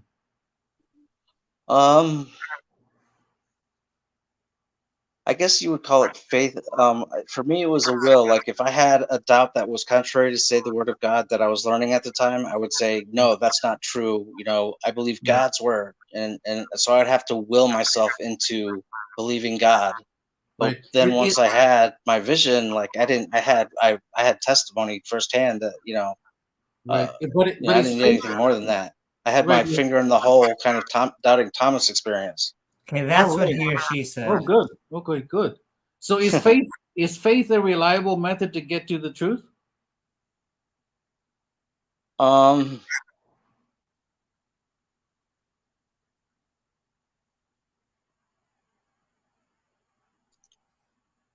I don't know what could replace it or whatever. You know, I guess the word is faith, but What else can you use besides faith to get to the truth? you know, I like to use the word trust, but still, you know, without the physical senses can't make it doesn't compute. It just doesn't compute at all. Well, no, trust is good. Trust is good. Faith is not good. I like trust. Trust is better than faith. That's what I think. Yeah, I think so too. You know, Yeah. and knowing is better than having hope or having faith even. You know, Yeah. so I Well, guess I mean, trust denotes something that's repeatable, demonstrable, and that you can rely on, right? You yeah, can rely on something that's going to be there. That's a trust, right? yeah. But does faith give you that same thing? Can you rely on, like, can you use your faith to rely on Jesus or God to be repeatable, demonstrable, Yeah. in the same way? I'd say for the flesh, straight up for the flesh, without seeing, without seeing something or having someone really close to you testify that to certain things. I'd say the flesh has no chance. Actually, Oh, so you have to go beyond the flesh. you have to. I guess you want to call it faith or will or whatever. You have to kind of almost force yourself a little bit to. So you have It's to almost like committing to a girl when like, what are we now? Are we boyfriend and girlfriend? It's like, you kind of don't want to, but then you end up doing it. You have to go steady with God. right. So Yeah, you have to it's almost like a little bit of a commitment of the will. Okay, so you have to transcend your flesh. Yeah, I don't know if you want to call it that, because it's not you're not in a more enlightened state. You're just, you're just psyching yourself out almost, Well, I know, but we all sinners. Like, our flesh is weak, right? Right. And our soul is strong, right? So you have to transcend from your flesh to. You have to work on your flesh to make it strong enough to get to the transcendent aspect of being, right? I Because think it's a matter of, I don't know if you could you can't build up your flesh to get to him. What you have to do is surrender. And then, I mean, you could kind of, I guess the will came from my needing of forgiveness, but you have to, if you repent something that you really regret, that is one of the keys to getting in too. Why? But why do you need to repent? If you lived all your life as a good person, you haven't done anything wrong, right? Why do you still need to repent? Why can't you just transcend into heaven, your fleshly body, transcend to heaven like Jesus without repenting? I And hate Freak, the idea of repenting. Yeah, you get I kind of answered one that more. earlier. Huh? In And that, so, if you are a child of Abraham and you end up on the scale of judgment and 51.49%, you might just squeak in without Jesus. So Oh, okay. the needing for repentance is if you want to know right now that you're going to heaven, you need Jesus Christ. Right. So are we still paying? And all right, actually, so this is going to be the last question. So whatever it is after that, we are actually Assembly of God. I will let you have your outro statement. Then we'll give DeFreak his outro statement. And then we are going to wrap up. But Assembly of God, you got one more question in that chamber. Okay, I'm just saying. So my question was: are we still paying for Adam and Eve's sins, right? Yeah, we're still in the fallen world where good and evil exist at the same time, and life and death exist at the same time. Okay, good. Okay, Amy. So let's go ahead with the outros. All right. Thank you so very much. I want to thank you. both Assembly of God and DeFreak. In fact, I really want to thank DeFreak because we want more theists. We want more believers. Doesn't matter if you disagree with all of our views or disagree with just some and are on Team Science along with us. But Assembly of God, it was fantastic having you on with us. We were calling me skeptical. And of course, I want to know, does God talk to humans? Well, no, God does not. Does God talk to me? Did you say? Does God talk to humans? Oh, sorry. And you are a human, so that actually includes you. Human. I don't That's think, right, humans. I don't think God talks to humans. I think humans talk to themselves. Ramen. So I think that humans have this consciousness that actually gives them the ability to reflect on their surroundings and reflect on their circumstances, and they actually come up with answers. They make up answers to things they don't understand, right? So that's why I think that humans basically talk to themselves to soothe themselves as a survival mechanism to explain these answers to the unknown. That's why I think this is happening. So there you go. Woohoo! Thank Thank you you, so Assembly. very much. And all right, DeFreak, we have been calling me skeptical. I really do want to thank you. We have been talking. Does God talk to humans? What are your Does the God final talk to the thoughts? humans? We'll Yeah, take that ever too. since Adam, ever since creation, he's talked to humans. He always works through humans. I mean, we are actually just witnesses of his glory, and it's actually pretty amazing how far up in the chain we are in the kingdom of God. It's actually pretty remarkable, and so he's going to continue to speak through people because that's what he's always done. Just like he spoke with kind of like Moses and even like King Solomon. It's just individual because he's really intimate. He knows everything about us. The delusion or the comforting kind of a theory. I just want to ask, how come it's only born again Christians that testify to any kind of experience, real experience with God, and that are stubbornly staunch, no, it's this, it's this way, and everyone else is literally movable. You can make them, kind of buckle on what they believe a little bit, or they'll say, yeah, this other religion is valid, or this, that, or that. But it's only us, the born again Christians, that say definitively 100% without doubt that we found God through Jesus Christ. I think we know something. Thank you. Woo-hoo! Thank you so very Thank you, much. Defreet. Oh, Defreet, and some of again, God's really, questions were all great questions. I love Thank you. answering questions. I really do. I think it was Oh. a fun stream. So thank you for We coming love on. theists who are willing to answer questions because Exactly. there are a lot of them who are not willing to answer questions. So thank you. And all right, with that, James, I think we are gonna actually wrap it up. We have been That's what she said. Calling Me Skeptical. That's right. Does God talk to humans? What are your final thoughts? Well, we heard some different viewpoints tonight, so that's always good. It's always good to hear what people think and to be able to consider all sides of the issue. So thank you, DeFreak, and thank everybody for watching. And yeah, good show. Mm-hmm.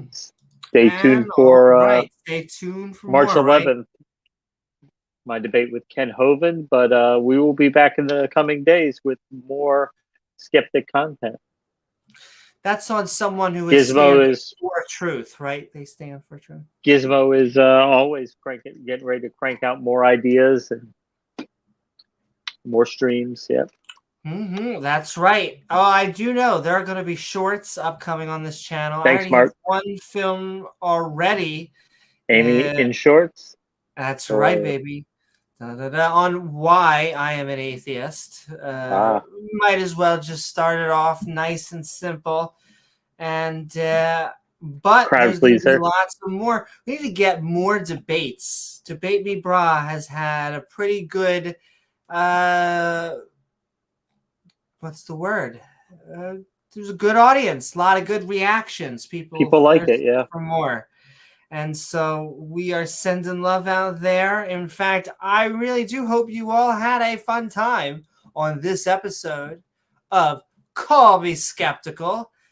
Does God talk to humans? Where tonight we opened up those internet phone lines, apparently, right?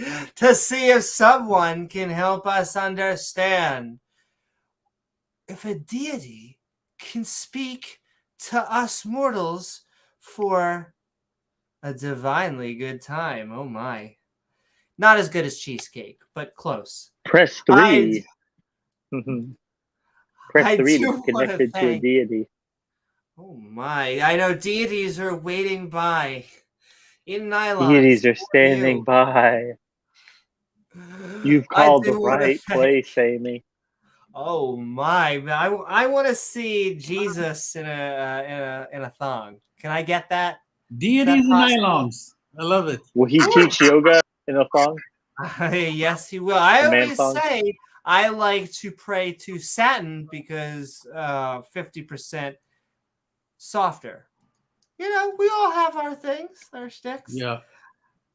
But I do want to thank my co-host, James W., along with our guests, Mark. Thanks, Mark.